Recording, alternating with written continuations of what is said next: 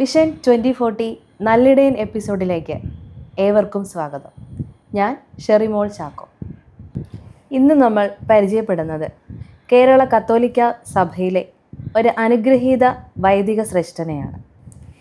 ഇന്ന് അദ്ദേഹം അനേകായിരങ്ങൾക്ക് യേശുനാഥൻ്റെ വചനവും സൗഖ്യവും ആശ്വാസവും പകർന്നു നൽകി വരുന്നു. വിജയപുരം രൂപത മുൻ വികാരി ജനറൽ ആയിരുന്ന ഇദ്ദേഹം ഇപ്പോൾ രൂപത എപ്പിസ്കോപ്പൽ വികാരിയും വിമലഗിരി കത്തീഡ്രൽ റെക്ടറുമാണ്. Monsignor Sebastian Poovathinkal. അച്ഛാ, ഈശോ മിശിഹായ്ക്ക് സ്തുതിയായിരിക്കട്ടെ. എപ്പോഴും സ്തുതിയായിരിക്കട്ടെ. അച്ഛൻ്റെ നാട്, ഇടവക, കുടുംബാംഗങ്ങൾ തുടങ്ങിയ കാര്യങ്ങൾ ഞങ്ങളുമായി പങ്കുവയ്ക്കാമോ? തീർച്ചയായിട്ടും. ഞാൻ മുണ്ടക്കയത്താണ് ജനിച്ചത്. വീട് മുണ്ടക്കയത്താണ്. 1970 ഡിസംബർ മാസത്തിൽ ജനിച്ചത്. വീട്ടിലെ അപ്പച്ചൻ, അമ്മച്ചി, ഞങ്ങൾ 7 മക്കളായിരുന്നു. അപ്പച്ചൻ സ്വർഗത്തിലോട്ട് പോയി, ഒരു ചേട്ടൻ സ്വർഗത്തിലോട്ട് പോയി, ഒരു അനിയന് സ്വർഗത്തിലേക്ക് പോയി. ഇപ്പം ഞങ്ങൾ 5 പേരുണ്ട് വീട്ടിൽ. മൂത്ത ചേട്ടനുണ്ട്. ചേട്ടൻ നിലമ്പൂരായിരുന്നു. പുള്ളി ഇലക്ട്രിസിറ്റി ബോർഡിൽ ജോലിയൊക്കെ ചെയ്തിരുന്നു. ചേട്ടത്തി സ്കൂളിൽ പഠിപ്പിക്കുകയായിരുന്നു.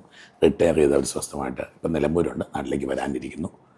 രണ്ടാമത്തെ ചേച്ചിയാണ്. ചേച്ചിയും ജോലി റിട്ടയർമെൻറ്റായിട്ട് വീട്ടിലൊക്കെ ആയിരിക്കുന്നു. ഒരു കോട്ടയത്ത് തന്നെയാണ്. പിന്നെ മൂന്നാമത്തത് ചേട്ടനാണ്. സ്ട്രോക്കൊക്കെ വന്ന ചേട്ടൻ ദൈവസന്നിധിയിലോട്ട് പോയി. ചേട്ടത്തിയും പിള്ളേരും അവരുടെ വീട്ടിലുണ്ട്. പിന്നെ അടുത്ത് ഞാനാണ്. പിന്നെ അനിയൻ അച്ഛനാണ്. അച്ഛൻ ഈശോ സഭയിലാണ്. കാഠ്മണ്ഡുവിൽ സെൻറ്റ് സേവിയേഴ്സ് യൂണിവേഴ്സിറ്റി പഠിപ്പിച്ചുകൊണ്ടിരിക്കുന്നു. പിന്നെ അനിയനും മരിച്ചുപോയി ദൈവസന്നിധിയിൽ. 3 പിള്ളേരും ഭാര്യയും അനിയത്തിയുമൊക്കെ വീട്ടിൽ തന്നെ അവിടെയുണ്ട്. പിന്നെ ഇളയ പെങ്ങളാണ്, അവൾ ടീച്ചറാണ്. അവരും സുഖമായിട്ടിരിക്കുന്നു. അങ്ങനെ 7 മക്കളും അപ്പനും അമ്മയായിരുന്നു. പപ്പൻ സുഖത്തിൽ 2 സഹോദരങ്ങൾ. മുണ്ടക്കൈ ഇടവകയാണ് സെൻറ്റ് മേരീസ് ഇടവക. വിജയപുരം രൂപതയുടെ ആരംഭകാലത്ത് മിഷണറിമാരുടെ പ്രവർത്തന സജീവമായിട്ടുള്ള, ഇന്നും അവിടുത്തെ ഒരുപാട് ഓർമ്മിക്കുന്നതായി മിഷണറിമാർ. അപ്പോൾ ആ ഒരു ബാക്ക്ഗ്രൗണ്ടിലാണ് അവിടുത്തെ. പിന്നെ കുട്ടിക്കാനമൊക്കെ ആയിരുന്നല്ലോ നമ്മുടെ രൂപതയുടെ. അപ്പോൾ മുണ്ടക്കയത്ത് ആ മിഷണറിമാരുടെ ഒരു തണലിലും അച്ഛന്മാരുടെ ഒരു തണലിലും ഒക്കെ വളർന്നു വരുന്ന ഒരു സാഹചര്യം. അങ്ങനെ മുണ്ടക്കയത്താണ് ഞാൻ ജനിച്ചത്. അച്ഛൻ്റെ ആദ്യകാല പഠനം എവിടെയായിരുന്നു? മുണ്ടക്കയത്ത് നമ്മുടെ വീടിനടുത്ത് തന്നെയായിരുന്നു നമ്മുടെ രൂപത ഒരു സ്കൂളുണ്ട്, സെൻറ്റ് ലൂയിസ് LPS. വലിയ പ്രഗത്ഭന്മാരൊക്കെ പഠിക്കും. ഇപ്പം വാണിയപ്പുര പിതാവ് പഠിച്ചത് അവിടെയാണ്. സിനിമാ താരം തിലകൻ പഠിച്ച സ്കൂളാണ്. അങ്ങനെ ജൂബിലി വർഷമൊക്കെ കഴിഞ്ഞ ആ സ്കൂളിലാണ് ഞങ്ങളുടെ വീട്ടിലുള്ള എല്ലാവരും പഠിച്ച അവിടെയാണ്. അവിടെ തന്നെ LP സ്കൂൾ വിദ്യാഭ്യാസം. പിന്നെ അവിടെ നിന്ന് saint Antony's UP school, high school Kanjirappally രൂപതയുടെ കീഴിലാണ്. ഒരു അന്തോണി സുണ്യാളും ബന്ധമൊക്കെ ഒരു പക്ഷേ അന്ന് അന്തോണി സുണ്യാളും പിടിച്ചതായിരിക്കാം. അന്ന് ആ സ്കൂളിൻ്റെ കോണ്ടെക്സ്റ്റിൽ അച്ഛന്മാർ, സിസ്റ്റേഴ്സ്, ആ ഒരു കോണ്ടെക്സ്റ്റിൽ ഒരു ശാന്തമായിട്ടുള്ള ഗ്രാമപ്രദേശത്ത് ഒരു 40 വർഷങ്ങൾക്ക് മുമ്പുള്ള ഒരു സ്കൂൾ വിദ്യാഭ്യാസം. എന്നാണ് അച്ഛൻ വൈദികനാകാൻ തീരുമാനിച്ചത്? അതിനുള്ള കാരണങ്ങൾ എന്തൊക്കെയായിരുന്നു? അച്ഛനാകാൻ ഞാൻ തീരുമാനിച്ചോ അതോ ദൈവം തീരുമാനിച്ചോ അറിയില്ല. ഞാൻ ഇപ്പം വിചാരിക്കും ദൈവം തീരുമാനിച്ചു എന്നുള്ള ഒരു ചിന്ത എൻ്റെ മനസ്സിൽ വരുന്നത്. 7 വയസ്സുള്ളപ്പോഴാണ് ആദ്യ കുർബാന. അന്ന് പുണ്യസ്മരണാർഹനായ അൽമേഡ അച്ഛൻ മുണ്ടക്കയത്ത് വികാരിയായിരുന്നു. അന്ന് ജൂബിലി വർഷമാണ്, പള്ളിയുടെ ജൂബിലിയാണ്. അപ്പം 100 പിള്ളേരോ മറ്റോ 50 പിള്ളേരോ മറ്റോ കുർബാന സ്വീകരിക്കുന്നുണ്ട്. കൊർന്നലിസോൻ്റെ കാലമാണ്. അപ്പം അന്ന് ആദ്യമായിട്ട് കുർബാന സ്വീകരിച്ചു. ആദ്യ കുർബാന സ്വീകരിക്കുന്ന 7-ാം വയസ്സിലാണ്. അന്ന് ആദ്യ കുർബാന സ്വീകരിച്ച് കഴിഞ്ഞപ്പോൾ അച്ഛനോട് നാളെ മുതൽ നീ വരണം, കുർബാനയ്ക്ക് കൂടണമെന്ന് പറഞ്ഞു. ഇപ്പം എത്രയും പൊക്കമുള്ള, അന്ന് ഇതിൻ്റെ പകുതിയിൽ 4 പൊക്കമുള്ള ആൾക്കാരുടെ താഴെ നിൽക്കുന്ന പൊക്കമുള്ള ഞാൻ പള്ളിയിൽ പോയിരുന്നു. എനിക്കൊന്ന് 7-ാം വയസ്സ് മുതൽ ഞാൻ കുർബാന മുടങ്ങിയിട്ടില്ല, കുർബാന സ്വീകരണം മുടങ്ങിയിട്ടില്ല. അന്ന് മുതൽ ഇന്ന് വരെ അച്ഛനായതും സെമിനാരിക്കാരനായിരുന്നു, ഒരിക്കലും മുടങ്ങിയിട്ടില്ല. മേ ബി ഒരു 4-5 അല്ലെങ്കിൽ അറിയില്ല, അത്രയൊക്കെ ഉള്ളൂ കുർബാന മുടങ്ങിയിട്ട് ജീവിതത്തിൽ ഇന്ന് വരെ. ഇന്ന് ഞാൻ ഇവിടെ ചിന്തിക്കുമ്പോൾ ഇതൊക്കെ ഓർത്ത് വരുന്നത്. അപ്പോൾ അന്ന് മുതൽ എൻ്റെ ഉള്ളിൽ ഈ ഈശോ ഇങ്ങനെ വളർന്നുകൊണ്ടിരുന്ന് ഞാൻ വിചാരിക്കുക, ആ ഈശോ വളർന്നൊരു പൗരോഹിത്യം ആയിരിക്കാം. പിന്നെ ഇങ്ങനെ പഠിച്ച ടീച്ചേഴ്സൊക്കെ ഭയങ്കര ഇഷ്ടമായിരുന്നു. സ്കൂളിലെ കാര്യങ്ങളൊക്കെ നോക്കുമ്പോൾ അടുത്ത് സ്കൂൾ കഴിഞ്ഞാൽ അന്നത്തെ കാലത്തൊക്കെ കുഞ്ഞു സ്കൂളിൽ LP സ്കൂളൊക്കെ ജനലടിച്ച് വാതിലടിച്ച് ടീച്ചർമാർക്ക് ഭയങ്കര ഇഷ്ടം. പിന്നെ UP സ്കൂളിൽ വന്ന സിസ്റ്റർമാരുണ്ടായിരുന്നു. അവരെപ്പോഴും വന്ന് ഈ അച്ഛനാണ്. ഉള്ളിൽ ഇങ്ങനെ ഒരു ആഗ്രഹമുണ്ട്. പിന്നെ അച്ഛന്മാരോട് ഭയങ്കര ഇഷ്ടമാണ്. ഈ കുർബാന ചൊല്ലുന്നു, അച്ഛന്മാർ നടക്കുന്നു. നല്ല വിശുദ്ധരായ ഒത്തിരി വൈദികനെന്ന് ഉണ്ടാക്കിയിട്ടുണ്ടായ സമയമാണ്. അൽമേഡ അച്ഛൻ കഴിഞ്ഞു, പിന്നെ നെടുതലച്ചൻ വരുന്നു, പിന്നെ ജസ്റ്റിനച്ചൻ വരുന്നു. അങ്ങനെയുള്ള കുറച്ച് വൈദികർ ഇങ്ങനെ പോവുക. അൽമേഡ അച്ഛൻ പോയി നെടുതലച്ചൻ വന്നു കഴിഞ്ഞപ്പോൾ കുറച്ചും കൂടെ അധികമായിട്ട് ഇങ്ങനെ കൂട്ടിപ്പിടിച്ച് നടക്കുന്ന ഒരു രീതിയാണ് അച്ഛന്. അപ്പോൾ ആ ഒരു എൻ്റെ ഉള്ളിൽ ക്രിസ്തുവിനെ സ്നേഹിച്ചു തുടങ്ങിയോ, ഞാൻ ക്രിസ്തുവിനെ സ്നേഹിച്ചൊന്നും അറിയില്ല. അങ്ങനെ മുന്നോട്ട് പോന്നു. അൾത്താരപാലനായിരുന്നു. വീട്ടിൽ പിന്നെ പ്രാർത്ഥന ഉണ്ടായിരുന്നു. ഗ്രാൻഡ് ഫാദർ ഉണ്ടായിരുന്നു. ഗ്രാൻഡ് ഫാദറിനെ മറക്കാൻ പറ്റില്ല. ഗ്രാൻഡ് ഫാദർ പ്രാർത്ഥനയെന്ന് നിർബന്ധമാണ്. വീട്ടിൽ 7 മണി സമയത്തും പ്രാർത്ഥിച്ചിരിക്കണം, നിർബന്ധമാണ്. അപ്പോൾ ഞങ്ങളെല്ലാം മുട്ടകുത്തിയെല്ലാം ഇരുന്ന് നോക്കിയാൽ നിങ്ങൾ പ്രാർത്ഥിക്കും. മിക്കവാറും മുട്ടകുത്തിയൊക്കെ ഒന്ന് പ്രാർത്ഥിക്കും. അങ്ങനെ പ്രാർത്ഥന എന്തോ, അങ്ങനെ പ്രാർത്ഥനയോടൊരാഗ്രഹം, അച്ഛന്മാരോടൊരു സ്നേഹം, അങ്ങനെ എങ്ങനെയൊക്കെയോ രൂപപ്പെട്ട എന്നാ മഞ്ഞ് പൊങ്ങുന്നത് പോലെ, മഴ പെയ്യുന്ന പോലെ ഒക്കെ പറയുന്ന പോലെ അങ്ങനെ സംഭവിച്ചതല്ല. ഞാൻ പോയി അന്ന് അച്ഛനായേക്കാം അങ്ങനെ ഒരു തീരുമാനത്തിനപ്പുറത്ത് എന്തൊക്കെയോ ഉള്ളിൽ സംഭവിച്ചു, വീട്ടിലെന്തൊക്കെയോ സംഭവിച്ചു. വീട്ടുകാർക്കും ഇഷ്ടമായിരുന്നു ഞാനിങ്ങനെ പോകും. അപ്പം എൻ്റെ പിന്നാലെ അനിയൻ വരുന്നുണ്ട്. അവൻ അന്നൊന്നും അച്ഛനാകണമെന്ന് വിചാരിച്ചില്ല. പക്ഷെ ഞാൻ പോകുന്ന കഴിഞ്ഞപ്പോൾ ഇവന് എന്തോ ഉള്ളിൽ തോന്നുക, സന്യാസിയാകാനാണല്ലോ, ഈശോ സഭയിലാണ് പോയി ചേർന്നത്. ആ ഒരു ദൈവവിളിയുടെ തുടക്കം അങ്ങനെ ആയിരുന്നു എന്ന് ഞാൻ വിശ്വസിക്കുക. അങ്ങനെ ദൈവം സ്നേഹിച്ചു, ദൈവം അങ്ങനെ ദൈവം എൻ്റെ ദൈവവിളി ഉണ്ടാക്കിയെടുത്തു എന്നുള്ള ഒരു ചിന്ത എനിക്ക് പലപ്പോഴും തോന്നിയിട്ടുള്ളത്. മൈനർ സെമിനാരി, മേജർ സെമിനാരി കാലഘട്ടങ്ങളിലെ ഓർമ്മകൾ. 10ാം ക്ലാസ് കഴിഞ്ഞു, വൊക്കേഷൻ ക്യാമ്പിന് വന്നു വിമലേരിയയിൽ. പക്ഷേ 7ാം ക്ലാസ് മുതൽ 3-4 കൊല്ലം വന്ന് വൊക്കേഷൻ ക്യാമ്പിൽ കൂടിപ്പോയതാണ്. അന്ന് ഭാഗ്യസ്മരണാർഹനായ മറ്റത്തിലച്ഛൻ കൂടിയുണ്ട്, ജസ്റ്റിനച്ഛനുണ്ട്. ഞങ്ങൾ വരുന്ന സമയത്ത് ജോസച്ചൻ മുണ്ടക്കത്ത് വികാരി. അങ്ങനെ ഞാൻ വരുന്നത് ഒരു ജൂൺ മാസം 14-ാം തീയതി ആയിരുന്നു. ഇന്ന് ഓർക്കുന്നു, വലിയ മെമ്മറിയൊന്നും ഇല്ലാത്ത ആളാണ്, ഓർമ്മയില്ലാത്ത ആളാണ്. പക്ഷേ ആ ഡേറ്റൊക്കെ മറക്കത്തില്ല. ജൂൺ 14-ാം തീയതി ഒരു ഉച്ചയായപ്പോൾ വീട്ടിൽ നിന്നൊക്കെ പോന്നു. കരഞ്ഞു കൂവിയുള്ള പോക്കാണ്. എത്ര ആഗ്രഹം ഉണ്ടായിരുന്നു പറഞ്ഞാലും വീടൊക്കെ വിടുന്ന ആദ്യമായിട്ടാണ്. വീട്ടിൽ നിന്ന് അധികം മാറിയിട്ടൊന്നുമില്ല. ആ സ്കൂളെല്ലാം അടുത്തടുത്തായിരുന്നല്ലോ. എന്നിട്ടും അതൊക്കെ അന്ന് പോകുന്നു. ഇവിടെ വന്നു. ഇവിടെ നിന്ന് ഭയങ്കര ഒരു എൻ്റെ സ്വർഗത്തിൽ കയറുന്നൊരു പ്രതീതിയാണ്. Coming to a special place, സെമിനാരിയ. നമ്മൾ കേട്ടു അച്ഛന്മാരൊക്കെ ഉണ്ടാകുന്ന ഇവിടെയാണ്. അച്ഛന്മാരൊക്കെയുള്ള സ്ഥലം, പ്രാർത്ഥനയുടെ സ്ഥലമാണ്. ചാപ്പലുണ്ട്. നമ്മുടെ വീട്ടിലൊന്നും ചാപ്പലില്ല. ചാപ്പലുണ്ട്.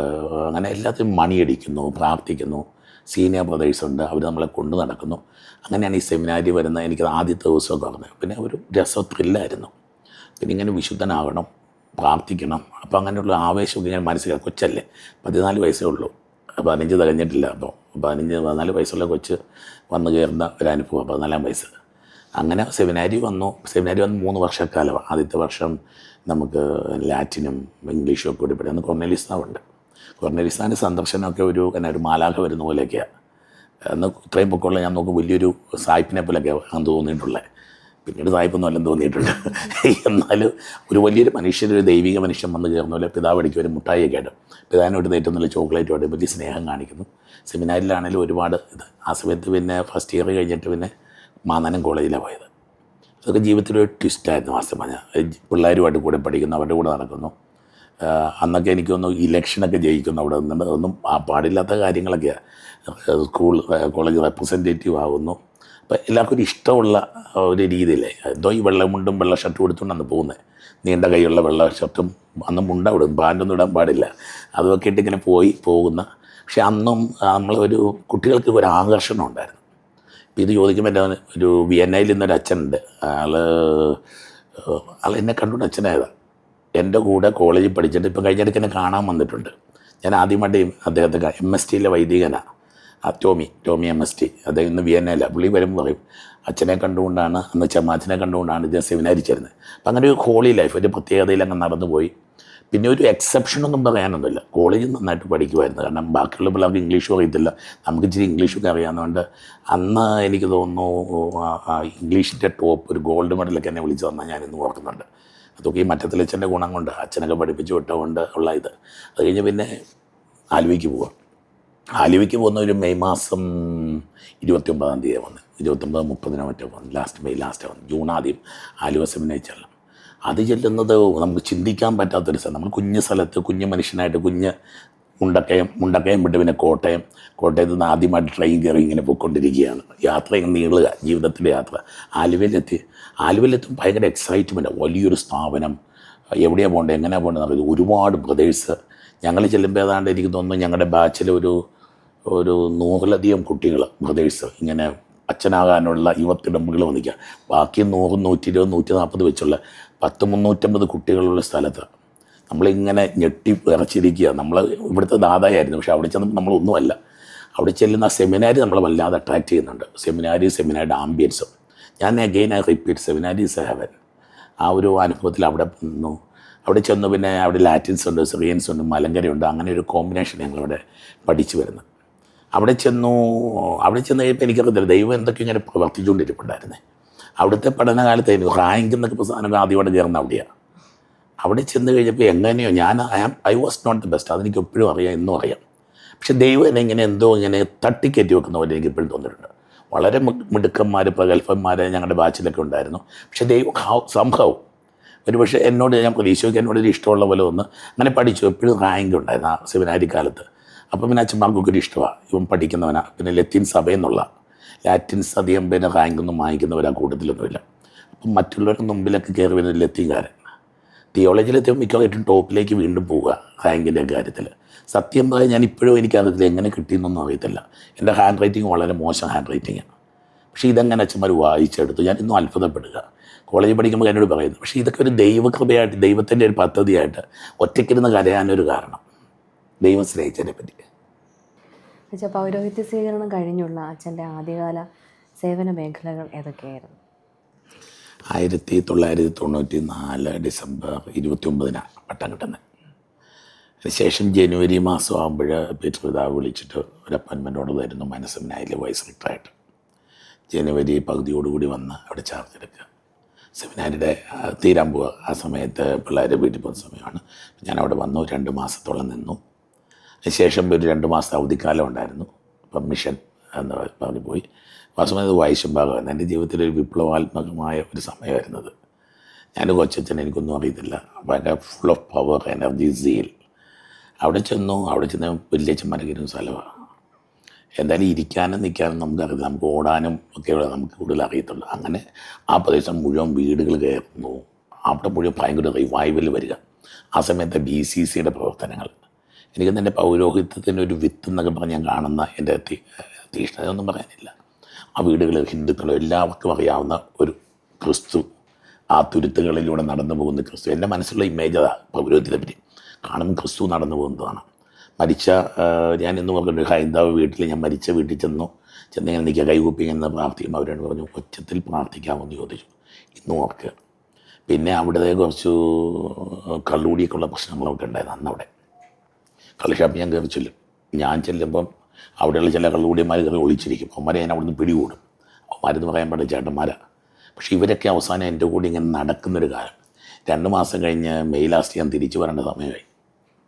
തിരിച്ചു പോയപ്പോൾ ആകെപ്പാടില്ല, സങ്കടമായി. ഞാൻ പോവുക, അവർ എന്നെ വിടത്തില്ല, വേറെച്ചനെ വേണ്ട. ഒരു ക്രൈസിസിൽ ഞാൻ ചെന്ന ആദ്യം തന്നെ പറയാനില്ല. It was A real crisis for me. കാരണം എന്താ ചെയ്യേണ്ടത്, അങ്ങനെ എനിക്കൊന്നും പിടിയും കിട്ടുന്നില്ല. ഞാൻ സെമിനാരിൽ നിന്ന് പഠിച്ചതെല്ലാം കൂടെ കിട്ടിയതെല്ലാം അങ്ങ് പ്രയോഗിച്ച് നോക്കി. ശരിക്കും അധ്വാനിച്ചു, പ്രാർത്ഥിച്ചു, ആളുകളെ കൂട്ടി, അങ്ങനെയൊക്കെ ഒരു രീതിയായിരുന്നു. ശേഷം മനസ്സിനെ തിരിച്ചെത്തുന്നു. പിള്ളേർ ഒന്ന് എൻ്റെ മനസ്സിൽ പൗരോഹിത്യത്തിൻ്റെ ഒരു ഇമേജ്, പ്രാർത്ഥിക്കുന്ന കുട്ടികൾ, പ്രാർത്ഥിക്കുന്ന അച്ഛന്മാർ 1, 2 സ്നേഹിക്കുന്നവർ, പിന്നെ ആ ഒരു രീതിയായിരുന്നു. അപ്പോൾ മനസ്സിലായാലും 1.5 വർഷം കൂടെ പിന്നെ നിന്നുള്ളൂ. 1.5 വർഷം കഴിഞ്ഞ് പിന്നെ ഞാൻ വണ്ടിപ്പെരിയാറിന് കൊച്ചച്ഛനായിട്ട് പോവുക. അവിടെ അവരുടെ കൂടെയൊക്കെ ചേർന്ന്, കാരണം ഞങ്ങായിരുന്നതുകൊണ്ട് കൊച്ചുങ്ങളുടെ കൂടെ ചേർന്ന് നിൽക്കാനും അവരുടെ വിഷമങ്ങളൊക്കെ ഉള്ള സമയത്ത് സെമിനാരി വരുന്ന സമയം. അപ്പോൾ അങ്ങനെ അവിടെ നിന്നു. അത് കഴിഞ്ഞ് വണ്ടിപ്പെരിയാറ് കൊച്ചച്ഛനായിട്ട് ഹൈ റേഞ്ചിലേക്ക് പോവുക. ഒരു 8 മാസത്തോളം കൊച്ചച്ഛനായിട്ട് അവിടെ നിൽക്കുന്നുണ്ട്. അവിടെ നിൽക്കുമ്പോൾ അവിടെ ബൈബിൾ കൺവെൻഷൻ വരുന്നു. പിന്നെ വീഡിയോ വിസിറ്റ് കാര്യങ്ങളൊക്കെ ആയിട്ട് വണ്ടിപ്പെരിയാറിൽ വേലശ്ശേരി അച്ഛനായിരുന്നു. വളരെ തീക്ഷ്ണമതിയായിട്ടുള്ളൊരു അച്ഛനായിരുന്നു. അപ്പോൾ അച്ഛൻ്റെ കൂടെ നിന്നു. അങ്ങനെ എല്ലാ വീടുകളും കയറി ഇറങ്ങുന്ന, പിന്നെ പ്രാർത്ഥിക്കുന്ന, ബൈബിൾ കൺവെൻഷൻ എന്നൊക്കെ, കരിസ്മ ബോട്ടക്കാരുടെ കൺവെൻഷൻ എന്നൊക്കെ. അപ്പോൾ അതിനുമൊക്കെ ഒത്തിരി മുമ്പിൽ നിന്ന് ഭയങ്കര ആളുകൾ വരികയും പ്രാർത്ഥിക്കുകയും ചെയ്യുന്നു. അതങ്ങനെ.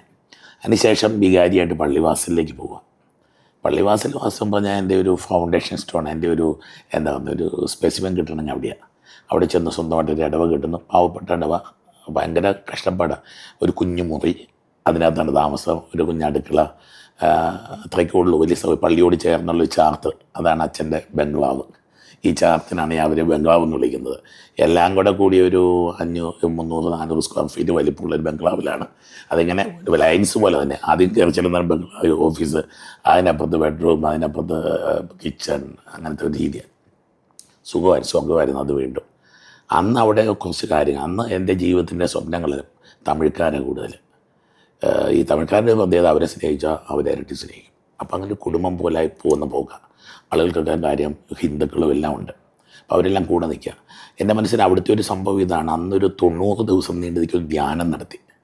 ആദ്യം ഇടവക്കാർ കുറച്ച് പേരെ തിരഞ്ഞെടുത്തു, അവരെ ബൈബിൾ പഠിപ്പിച്ചു. ബൈബിൾ എന്ന് ടോക്കിൽ ദൈവസ്നേഹം, വിശ്വാസം, പാപം, അങ്ങനെ കുറച്ച് തീമുകളും പഠിപ്പിച്ചു. ഈ വിദ്യാഭ്യാസം ഇല്ലാത്തവരാണ് ബൈബിളൊക്കെ ആയിട്ട് അവരിങ്ങനെ പഠിച്ചു വന്നു. പക്ഷേ ഞങ്ങൾ ധ്യാനം ആരംഭിച്ചു. ആദ്യത്തെ ധ്യാനം വൈകിട്ട് 6 മണിക്ക് തുടങ്ങി 9 മണിക്ക് തീർന്നു. രണ്ടാമത്തെ ധ്യാനം 6 മണിക്ക് തുടങ്ങി 10 മണിയായി. അവസാനത്തെ ധ്യാനം തീരുമ്പോൾ 4 മണിക്ക് തുടങ്ങി വെളുപ്പം കാലത്ത് 3 മണി 4 മണിക്ക്. ഒരു ദേശം മുഴുവൻ ഇളകി. എന്നുവെച്ചാൽ ഒരു ധ്യാനം കഴിഞ്ഞാൽ അടുത്ത യൂണിറ്റ് അവസാനം മൈക്കൊക്കെ വെച്ച് കിട്ടി വലിയ സമ്മേളനം പോലെ ആയി തീർന്നു അവിടെ. അപ്പം അങ്ങനെ ഒരു എവഞ്ചലൈസേഷൻ്റെ ഒരു അനുഭവം എൻ്റെ മനസ്സിൽ. ഒപ്പം ഈ ജനം ഇത്രയും വളരുമെന്നുള്ള ഒരു ബോധ്യം. ഈ സമയത്ത് തന്നെ എൻ്റെ ഒരു ഓർമ്മ ശരിയാണെങ്കിൽ ഒരു 10-12 വീടുകൾ അവിടെ വെച്ചു. ചിലർക്ക് സ്ഥലം വാങ്ങിച്ച് നമ്മൾ വീട് വെച്ച് കൊടുത്തു. അപ്പോൾ ഇതല്ലേ ഈ സുവിശേഷത്തിൻ്റെ കൂടെ പോകുന്ന സുവിശേഷവും സ്നേഹം കൊണ്ട്, പ്രസംഗം മാത്രമല്ല സ്നേഹം കൊണ്ട്. അപ്പോൾ എൻ്റെ ജീവിതത്തിൽ ഒരു വലിയൊരു സംഭവം അതാണ്. പിന്നെ ഈ മനുഷ്യരുടെ സഹകരണം, പുറകെ നടക്കുക. ഈശോയും ശിഷ്യന്മാരും, ഇതാണ് തീം. ഇവരെല്ലാം പുറകെ നടക്കുന്ന എല്ലാവർക്കും ഭയങ്കര താല്പര്യമാണ്. അങ്ങനെ ഇരിക്കുമ്പോൾ ഞാൻ ഇന്ന് ഓർക്കുന്നുണ്ട്, ഒരിക്കലും ജീവിതത്തിൽ നേരിട്ട ഒരു വെല്ലുവിളി അതാണ്. അച്ഛൻ സൂക്ഷിക്കണം, അച്ഛനെ കൊല്ലാൻ വേണ്ടി പ്ലാൻ ചെയ്യുന്നു ഒരു പ്രത്യേക ഗ്രൂപ്പുകാർ. അച്ഛൻ ബൈക്ക് ഓടിച്ച് വരുമ്പം ഇല്ലെന്നാ വയറ് കെട്ടി അച്ഛനെ കൊല്ലുമെന്നൊക്കെ ആരോ ഒരാൾ ഓടി വന്ന് എൻ്റെ അടുത്ത് പറയുക. ഞാനപ്പോൾ അങ്ങനെയാണ് അവൻ രക്തസാക്ഷിയാകാൻ എളുപ്പമല്ല, പിന്നെ അധികം കഷ്ടപ്പാടൊന്നും വേണ്ട, വിജയവനിൻ്റെ ഒന്നെങ്കിലും വിശുദ്ധനങ്ങൾ കിട്ടുമല്ലോ. അങ്ങനൊന്നും ഉണ്ടായില്ല. ആ സമയത്ത് ഒരു എതിർപ്പെടുക. കാരണം ഈ ബൈബിൾ കൺവെൻഷൻ ധ്യാനമൊക്കെ വന്നു കഴിഞ്ഞപ്പോൾ കുഞ്ഞു വീടുകളിലാണ് ഈ ധ്യാനമൊക്കെ നടത്തുന്നത്. ഈ ഒത്തിരി പേര് നമ്മുടെ ഇങ്ങോട്ട് ചേരാൻ തുടങ്ങി. അങ്ങനെ ഒരു മാനസാന്തരവും സുവിശേഷവും എല്ലാവരും പള്ളി വരാൻ തുടങ്ങി. പിന്നെ എനിക്കൊരു കുരുത്തക്കേടാണ്, എനിക്ക് പിന്നെ തമ്മിൽ തിരിച്ചറിയത്തില്ല, നമ്മുടെ ഇടവകയാണോ അല്ലയോ എന്നറിയത്തില്ല. ഞാൻ ആരെ കണ്ടാലും പഴകും, നീ എൻ്റെ പള്ളി വരാൻ ഞാൻ ചോദിക്കും. അപ്പോൾ ചാമി അടുത്ത വാരത്തിൽ വല്ല അമ്മ എന്നൊക്കെ പറയും. അടുത്ത കൊല്ലം ഇവൻ വന്നേക്ക് അടുത്ത ആഴ്ച. എനിക്കത് ഞാൻ ഇടവെക്കാനാന്ന് വിചാരിച്ചുകൊണ്ട് അവനെ വിളിച്ചത്. പക്ഷേ പിറ്റേ ആഴ്ച അവൻ വരും. അങ്ങനെ ഒരു വല്ലാത്തൊരു ദൈവാനുഭവത്തിൻ്റെ ഇടവരുന്നത്. അന്ന് 4 ഇടവകയുണ്ടായിരുന്നു, അവിടെ 4 പള്ളികൾ. പള്ളിവാസൽ കഴിഞ്ഞ് വാന കഴിഞ്ഞുകൊണ്ട് കല്ലാർന്ന് ഒരു സ്ഥലമുണ്ട്, അവിടെ പോകണം. അല്ല, അവിടുന്ന് ചിത്തരപുരത്ത് നിന്ന് കല്ലാറ്, പിന്നെ ആറ്റുകാട്, 4 പള്ളിയാണ് എന്ന് വെച്ചാൽ ഇന്ന് 3 ഇടവകയാന്ന് നോക്കണത്. അന്ന് ഓടിയതാണ്. ഈ ഓട്ടമൊക്കെ ഓടുന്നതായിരുന്നു ഒരു സുഖം. ക്രിസ്മസിന് പിതാവ് കേൾക്കാനെന്ന് വിചാരിച്ചത് 8-9 കുർബാന, 8 കുർബാന വരെ ചൊല്ലിയിട്ടുണ്ട്. എന്ന് വെച്ചാൽ തലേന്ന് 4 പിറ്റേന്ന് ആകുമ്പോൾ ക്രിസ്മസിന് വൈകിട്ട് 5 മണിക്ക് തുടങ്ങാം. കുഞ്ചിത്തണ്ണി എന്ന് പറയുന്ന സ്ഥലമുണ്ട്, അവിടെ നമ്മുടെ കുറച്ച് ആളുകളുണ്ട്, അവിടെ തുടങ്ങുന്ന കുർബാനയാണ്. എനിക്കെന്നൊരു പൗരോഹിത്യ ജീവിതത്തിൻ്റെ ഹരമൊക്കെ ശരിക്കും എൻജോയ് ചെയ്ത് ഈ പാതിരാ വരെ 4 കുർബാന, പിറ്റേ ദിവസം 4 കുർബാന കഴിയുമ്പോഴത്തേന് നമ്മൾ വീഴും. ഞാൻ ഇന്നും ഓർക്കുന്നു, ഒരു ക്രിസ്മസിന് ഇങ്ങനെ കുർബാന കഴിഞ്ഞ് തിരിച്ചു വന്നു. ഒന്നും കഴിക്കാനൊന്നും പറ്റില്ല, ഒന്നുമില്ല.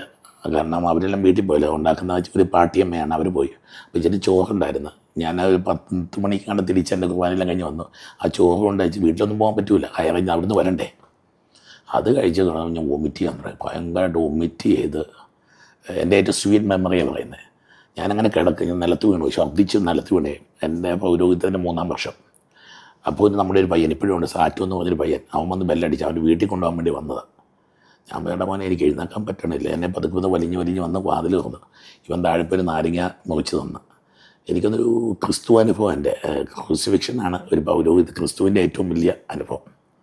ക്രൂസിഫിക്ഷനാണ് എനിക്കൊന്ന് എൻ്റെ ജീവിതത്തിലെ the best moment in my life എന്നൊക്കെ ഞാൻ പറയുന്ന ആ ഒരു സമയമൊക്കെ.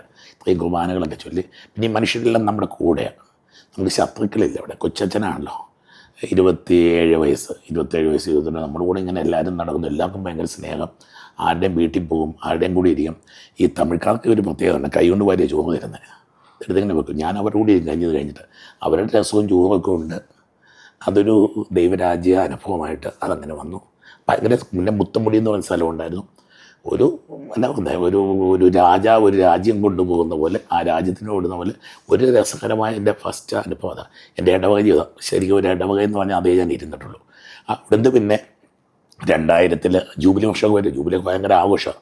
മൂന്നാറിലെ മുഴുവൻ അന്നോട് ജോസിൻ്റെ വെച്ചിരിക്കുകയാണ്.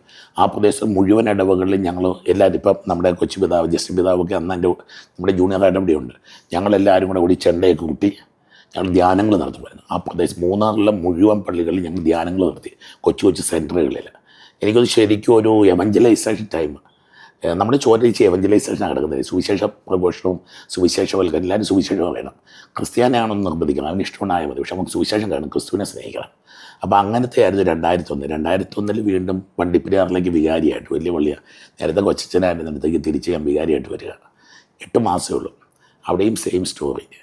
അവിടെ ഇങ്ങനെ വീടുകളൊക്കെ കയറുകയും ഞായറാഴ്ചയൊക്കെ ഇങ്ങനെ അച്ഛനെ കാണാൻ ക്യൂ നിൽക്കുക, റേഷൻ കട ക്യൂ നിൽക്കുന്ന നമ്മൾ പറയും. അങ്ങനെ ആളുകൾ നമ്മൾ കാണുന്നു, അവരുടെ കാര്യങ്ങൾ പറയുന്നു. ഒരു ഭയങ്കര ഒരു എവഞ്ചലൈസേഷൻ്റെ സ്പിരിറ്റാണ്. ഒരു ദിവസം പോലും ചുമ്മാതിരുന്നിട്ടില്ല. ഞാൻ പോയപ്പോൾ എന്നോട് പറഞ്ഞു ഞാൻ വിദേശത്തേക്ക് പോകാനുള്ള ഒരുക്കമാണ്, അതിൻ്റെ പേപ്പർ റെഡിയാകുന്ന കുറച്ച് കാലത്തേക്കാണ്. അന്ന് അവിടെ ഇരുന്ന ഒരു അച്ഛൻ മാറി പെട്ടെന്ന് തന്നെ അവിടെ അപ്പോയിൻറ്റ് ചെയ്തേ. ഈ സമയം എന്നോട് പറഞ്ഞോടൂ തനിക്ക് 3 മാസമേ ഉള്ളൂ, ചെയ്യാൻ പറ്റുന്നത് ചെയ്തോളാൻ പറഞ്ഞു. നമുക്ക് ഈ ഉപദേശം കിട്ടിയേ ശരിക്കും കിടന്ന് ഓടി, അത് രാപകലില്ലാതെ അധ്വാനിച്ച് അവിടെ കിടന്നു. ഈ പൗലോസ്ലീഹ പറയുന്ന പോലെ ഞാൻ എന്തായിരിക്കും ദൈവകൃപയാലാണ്, എല്ലാവരെക്കാളും കൂടി ഞാൻ അധ്വാനിച്ചു, ഞാനല്ല എനിക്ക് ലഭിച്ച ദൈവകൃപ. പൗലോസ്ലീഹ പറയുന്ന എനിക്ക് കൊറിന്തോസ് ലേഖനം 15-ാം അധ്യായത്തിൻ്റെ 10-ാം വാക്യമറ്റാണ്. ഇതൊക്കെ ഇങ്ങനെ ചോരെ കിടക്കുന്ന കുറച്ച് വചനങ്ങളാണ്. അന്നങ്ങനെ അവിടെ നടന്നു 8 മാസമാണ്. അന്നേരത്തെ ഓഗസ്റ്റിൽ എൻ്റെ വിദേശത്തേക്ക് പോകാനുള്ള ഒരു പേപ്പർ റെഡിയാകുക. അവിടെയാണ് ഇങ്ങനെ മനുഷ്യരോടുള്ള ഒരു ബന്ധം. പിന്നെ സുവിശേഷം പ്രസംഗിക്കുക, അടങ്ങിയിരിക്കാൻ നേരമില്ല. അവിടെയൊക്കെ ഈ മറ്റു മതസ്ഥ അങ്ങോട്ടും ഇങ്ങോട്ടുമൊക്കെ കൂടിയുള്ള, അപ്പം ഈ നമ്മുടെ വീട്ടിൽ തന്നെ മറ്റു രൂപങ്ങളൊക്കെ കാണും. ഞാൻ ഇന്നും ഓർമ്മ ചെയ്ത അഴിമതിയൊക്കെ ആ മനുഷ്യൻ്റെ ആ രൂപമൊക്കെ ചോപ്പിച്ചുകൊണ്ട് ഞാൻ പള്ളിയിൽ കൊണ്ട് ഒലിപ്പിച്ചിട്ടുണ്ട്. അന്ന് കുറച്ച് ഹിറ്റ്ലറെ പോലൊക്കെ പെരുമാറിയതൊക്കെ ഇപ്പോൾ ഞാൻ കുറ്റബോധത്തോടു കൂടി ഓർക്കുക. പക്ഷേ ഈ സുവിശേഷവും ക്രിസ്തുവൊക്കെ എല്ലാവർക്കും ഇഷ്ടമാണ്, നമ്മൾ കൊടുക്കുന്നില്ല. അപ്പോൾ ഇത് കൊടുത്തു എൻ്റെ ജീവിതത്തിൻ്റെ സന്തോഷം അതായത് എന്നും വചനം കൊടുത്തു, വചനം ആഘോഷിച്ചു. ഐ സെലിബ്രേറ്റഡ് കർത്താവിനെയും സുവിശേഷത്തെയും. ആളുകൾ അത് രുചിക്കുന്ന ഞാൻ കണ്ടു. ഭയങ്കര ജനക്കൂട്ടം, പള്ളിയിൽ വലിയ ജനക്കൂട്ടമായി പള്ളി വരാൻ തുടങ്ങി. ഓരോന്നും ഇങ്ങനെ ഒരു ആത്മീയ ക്രിസ്തു ഒരു മിഷൻ എവഞ്ചലൈസേഷൻ എന്നുള്ള പോയിന്റിൽ ഒരുപാട് മുന്നോട്ട് കൊണ്ടുപോകാനുണ്ട്. ഈ പള്ളിവാസിലെ അനുഭവം പറഞ്ഞ പോലെ കുറച്ചധികം പേര് സുവിശേഷം സഹിക്കുന്നവരായി മാറി. അവിടെ ദൈവവിളികളുണ്ട്. ഞാൻ പോകുന്ന ആ സമയത്ത് കുറച്ചധികം ദൈവവിളികളുണ്ടാകുക. ഇതൊക്കെയാണ് എനിക്ക് തോന്നുന്നത് എൻ്റെ ആദ്യകാല പൗരോഹിത്യ അനുഭവം. ഞാൻ പിന്നെ പള്ളിവാസിലെ ഒരു ഓഡിറ്റോറിയം പണിയുന്നുണ്ട്, എന്നാ പറയുന്നത് പാരിഷ് ഹോള്. രൂപത അന്ന് പീറ്റർ പിതാവ് ഒന്നും തന്നൊന്നുമില്ല. അപ്പോൾ ഞങ്ങളൊരു റിസ്ക് എടുത്തു, ഞങ്ങളതിനങ്ങ് പണത്. അവസാനം ഞാനൊക്കെ കല്ലൊക്കെ ചുമന്നു, വലിയ കല്ലൊക്കെ ചുമന്നുകൊണ്ട് താഴെ ആടി മാസം എന്ന് പറഞ്ഞത് ഏറ്റവും മഴയും കാറ്റുമുള്ള സമയമാണ്. ഈ ആളുകളെല്ലാം വരും, ഞങ്ങളെല്ലാം കൂടി തല ചുമണം, അങ്ങനെ തലയിൽ മുടി പോയാട്ടോ. അത് ശരിക്കും ഈ കല്ലെടുത്ത് തലയെ വെച്ച് ചുമന്നുകൊണ്ടത് വണ്ടി ട്രാക്ടറെ ഇട്ടിട്ട് ആ ട്രാക്ടറെ വലിച്ച് കയറി. എന്നിട്ട് ഇവരുമൊക്കെ ഒന്നിച്ചിട്ട് ഞങ്ങൾ ഭക്ഷണം കഴിച്ച് ഒരു ഇടയനും ആടുകളും അല്ലെങ്കിൽ ആ ഒരു ക്രിസ്തു സങ്കല്പം അങ്ങനെ ജീവിച്ചതാണ്. എനിക്ക് തോന്നുന്നു എൻ്റെ പൗരോഹിത്യത്തെ പറ്റിയുള്ള ആദ്യ ചിന്തകളൊക്കെ അതാണെന്ന് എനിക്ക് തോന്നുന്നത്. ഞാൻ ഫ്രാൻസിലാണ് എന്നെ പഠിക്കാനായിട്ട് വിട്ടത്. ഫ്രാൻസിലെ ഇൻസ്റ്റിറ്റ്യൂട്ട് കാത്തലിക് തുളൂസിലായിരുന്നു. അത് ഫ്രഞ്ച് ബിഷപ്സ് കോൺഫറൻസിൻ്റെ 5 യൂണിവേഴ്സിറ്റികളിലൊന്നാണ്. അവിടെ പോയി ബൈബിളാണ് പഠിക്കാനായിട്ട് ആഗ്രഹിച്ചു. എന്നെ പഠിക്കാൻ ബൈബിൾ എടുത്തത്. മാസ്റ്റേഴ്സ് അത് ബൈബിളിൽ തന്നെ ബിബ്ലിക്കൽ ആയിട്ട് തന്നെ ചെയ്ത്, ജെറമ്യ പ്രവാചകൻ്റെ പുസ്തകമായിരുന്നു അത് ചെയ്തത്. ഡോക്ടറേറ്റ് വന്നപ്പോഴത്തേന് അത് താമ്പിൾ ദൈവത്തിൻ്റെ ആലയം, അത് മനുഷ്യന് പണിയാൻ പറ്റും, ആ ഒരു തീമായിരുന്നു. പ്യൂരിഫിക്കേഷൻ ഓഫ് ദ ടെമ്പിൾ ആ മെയിൻ തീം. ഈശോ ദേവാലയം ശുദ്ധീകരിക്കുന്നതും ജെറമ്യായുടെ ടെമ്പിൾ സെർമനും തമ്മിലുള്ള കമ്പാരിറ്റീവ് സ്റ്റഡിയിൽ എന്താണ് ദേവാലയം, ബേസിക്കലി ക്രിസ്തുവാണ് ദേവാലയം, വെളിപാടിൻ്റെ പുസ്തകത്തിൽ തീരുന്ന ആ ഒരു തീമായിരുന്നു ഞാൻ മെയിനായിട്ട് ചെയ്തത്. അതിലായിരുന്നു മാസ്റ്റേഴ്സ് ജെറമ്യായിൽ വെച്ചു. മറ്റേ ഗോസ്പൽ ഡോക്ടറേറ്റ് വന്നപ്പോൾ ഇത് രണ്ടും കൂടെ കൂടിയുള്ള ഒരു കമ്പാരിറ്റീവ് സ്റ്റഡി പോലെ ചെയ്തിട്ടാണ് തീർത്തേക്കുന്നത്. ഫ്രാൻസിലെ ജീവിതവും പഠനവും അച്ഛനെ എങ്ങനെയാണ് രൂപപ്പെടുത്തിയത്? സത്യത്തിൽ ജീവിതത്തിൻ്റെ എല്ലാം പഠിച്ചത് ഫ്രാൻസിൽ നിന്നിട്ടാണ്. ഭാഷ അറിയാതൊരു നാട്ടിലോട്ട് ഇല്ല. ഒരു സമ്മർ ടൈമിലായിരുന്നു. ഇന്ത്യക്കാരും ഇംഗ്ലീഷ് അറിയുന്ന ആരുമില്ല. ഫ്രഞ്ച് ഭാഷയാണ്. അവിടെ ചെന്ന് കയറുക, നമ്മുടെ നിസ്സഹായതയൊക്കെ മനസ്സിലാക്കുക. ഇവിടെയൊക്കെ ഇച്ചിരി സന്തോഷമായിട്ടും സമാധാനമായിട്ടും ലാവിഷായിട്ടും, അവിടെ പൈസ പോലും കയ്യിലില്ല, യൂറോ കയ്യിലില്ല. അപ്പോൾ ശരിക്കും ആ ജീവിതത്തിൻ്റെ ഞെരുക്കങ്ങൾ അവിടെ അനുഭവിക്കുക. അങ്ങനെയാണ് ആദ്യത്തെ ഒരു 3 മാസക്കാലം ഭാഷ അറിയാൻ നമ്മളെന്നാ. ഒരിക്കൽ ഞാൻ ഇന്നും എൻ്റെ മനസ്സിലുള്ളത് അവിടെ ഒരു സമരം വന്നതാണ്, സ്ട്രൈക്ക് വന്നു, എല്ലാം അടച്ചിട്ടു, പട്ടിണിയാണ് കിടന്നന്ന്. ഇവിടെ മര്യാദയ്ക്ക് ഭക്ഷണം കഴിച്ച് കിടന്നവൻ അവിടെ പോയി വെള്ളവും ഒരാപ്പിളും കഴിച്ചെന്ന് ഞാൻ ഇന്ന് ഓർക്കുന്നുണ്ട്.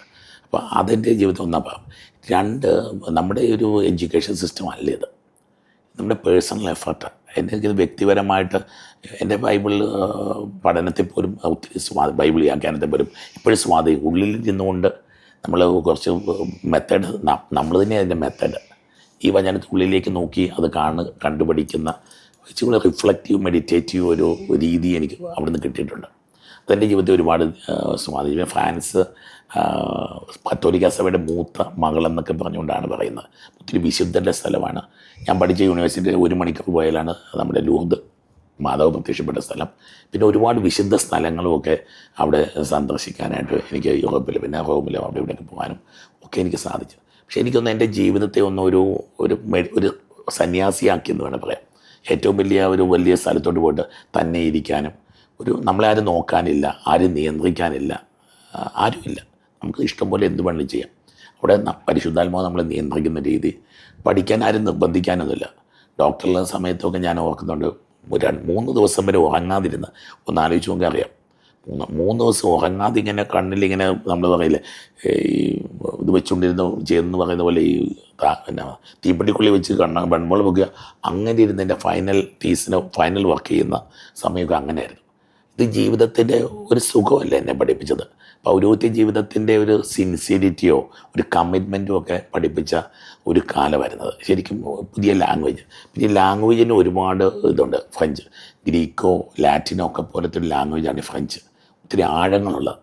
അത് നമ്മുടെ ജീവിതത്തിനും ആഴം തന്നെന്നൊക്കെ ഞാൻ വിചാരിക്കും. പിന്നെ ഈ ലാംഗ്വേജിനെ ഒത്തിരി ഹെൽപ്പ് ചെയ്തിട്ടുണ്ട്. ഒത്തിരി മെഡിറ്റേഷനും പിന്നെ ഈ നമ്മുടെ ലിറ്റർജി, മനോഹരമായ ലിറ്റർജിയാണ്. ആരാധനക്രമം ഇത്രയും സുന്ദരമായിട്ട് സ്ഥലമുണ്ടെന്ന് എനിക്കറിയില്ല. ചർച്ച് മ്യൂസിക്, ഗ്രിഗോറിയൻ ചാൻറ്റ്, ഞങ്ങളുടെ യൂണിവേഴ്സിറ്റിയിൽ അതുകൊണ്ട് ഒരു വിഭാഗം ഉണ്ടായിരുന്നു. അപ്പോൾ ഇതുപോലെ എൻ്റെ ഒരു ആത്മീയ ജീവിതത്തെയും പിന്നെ എനിക്ക് എപ്പോഴും രസമായിട്ട് തോന്നുന്ന ആ പള്ളിയിൽ ആരും അവിടുത്തെ ചാപ്പലുണ്ടായിരുന്നു. ഞാൻ പതുക്കെ അവിടെ പോയി ഇരിക്കാൻ തുടങ്ങി. അതിനുശേഷം പിന്നീട് ഏഷ്യൻസൊക്കെ വരാൻ തുടങ്ങി. ഞാൻ ആദ്യത്തെ സ്റ്റുഡൻ്റ് അവിടുത്തെ വാസുമത ഈ ഒരു പ്രോഗ്രാമിൽ MEP ഫാദേഴ്സ് നടത്തിക്കൊണ്ടിരുന്നത്. ആദ്യത്തെ സ്റ്റുഡൻസിൽ ഒരാളാണ് ഞാൻ. പിന്നെ വന്നവരൊക്കെ നമ്മളവിടുത്തെ ലീഡർ അന്നേരം അവരുടെ പിന്നെ പള്ളി വരുന്നു, പ്രാർത്ഥിക്കുന്നു. അങ്ങനെ ഒരു ആത്മീയമായിട്ടുള്ള ഒരു പേഴ്സണലൈസ്ഡ് സ്പിരിച്വാലിറ്റിയൊക്കെ നമുക്കുണ്ടാകാനായിട്ട് ഫ്രാൻസ്, പിന്നെ ഒരു വൈഡർ വ്യൂ, ലോകം എന്താണ്, മനുഷ്യരെന്താണ്, പിന്നെ നമ്മുടെ കമ്മിറ്റ്മെൻ്റ് എന്താണ്, ഒരു ഉഴപ്പിൻ്റെ സമയം ആയിരുന്നില്ല സത്യത്തിൽ. അത് ഇച്ചിരി കൂടെ ഞാൻ എൻ്റെ ജീവിതത്തിൽ ഞാൻ സീരിയസ് ആയിട്ടുള്ള ഡിസിപ്ലിൻഡ് ആയിട്ടുള്ള ഒരു ടൈമായിട്ട് എനിക്ക് ആ കാലം ഓർക്കാൻ പറ്റുന്നുണ്ട്. പിന്നെ പഠിച്ചതും കണ്ടുമുട്ടിയ പ്രൊഫസർമാർ എല്ലാം ജ്ഞാനികളായിരുന്നു. സ്കോളേഴ്സായിരുന്നു, ഭയങ്കര സ്കോളേഴ്സും ഒക്കെ ആയിരുന്നുള്ള പ്രൊഫസർമാരൊക്കെ വേറൊരു ഇമേജാണ് നമുക്ക് തരുന്നത്. നമ്മൾ സാധാരണ കണ്ട അധ്യാപകരല്ല അവിടെ. അവർ ശരിക്കും അതിനകത്ത് അവരുടെ ജീവിതം മുഴുവൻ. അൽമായരുണ്ട്, കല്യാണം കഴിക്കാതെ ഈ ഒരു വചന സാധനയുമായിട്ടിരിക്കുന്ന അൽമായരുണ്ട്. അച്ഛന്മാരെന്നൊക്കെ ഫുൾ ടൈം പഠിപ്പിക്കുന്ന വിഷയവുമായിട്ട് ബന്ധപ്പെട്ട് ജീവിക്കുന്നവർ. അവരൊരു വലിയൊരു കമ്മിറ്റ്മെൻറ്റിൻ്റെ രഹസ്യങ്ങളും ഒക്കെ നമുക്ക് കാണാനായിട്ട് പറ്റിയൊരു ഒരനുഭവമായിരുന്നു അത്. മടങ്ങി വന്നു കഴിഞ്ഞുള്ള അച്ഛൻ്റെ സേവന മേഖലകൾ ഏതൊക്കെയായിരുന്നു? യൂറോപ്പിൽ നിന്ന് മടങ്ങി വന്ന് 2008 തിരിച്ചു വരുന്ന ആദ്യം എനിക്ക് പ്രൊക്യുറേറ്ററായിട്ട് രൂപത്തിൽ ഫിനാൻഷ്യൽ മാറ്റേഴ്സിൻ്റെ കാര്യമാണ് പിതാവിനെ ആദ്യം ഏൽപ്പിക്കുന്നത്. ആ സമയം 2 വർഷക്കാലമേ ഉള്ളൂ. അപ്പോൾ നമുക്ക് നമ്മുടെ ഷോപ്പിംഗ് കോംപ്ലക്സും പരിപാടികളും ഒക്കെ ഉണ്ടായിരുന്നു. പിന്നെ കെട്ടിടം പണികൾ, നമ്മുടെ വിശ്വാസവർഷ ബിൽഡിങ്ങിൻ്റെയൊക്കെ പണികൾ ആരംഭിക്കുന്നത് ആ സമയത്ത്. നമ്മുടെ ഹോസ്റ്റൽ, അവിടുത്തെ വിമലാംബിക ഹോസ്റ്റലിൻ്റെ പണികൾ, കുറച്ച് കൺസ്ട്രക്ഷൻ വർക്കൊക്കെ ആയിട്ട് 2 കൊല്ലക്കാലേ ഉള്ളായിരുന്നു. അപ്പോൾ അന്നേരം സെൻറ്റ് ആൻഡ്രീസും കൂടെ വരുന്നത്.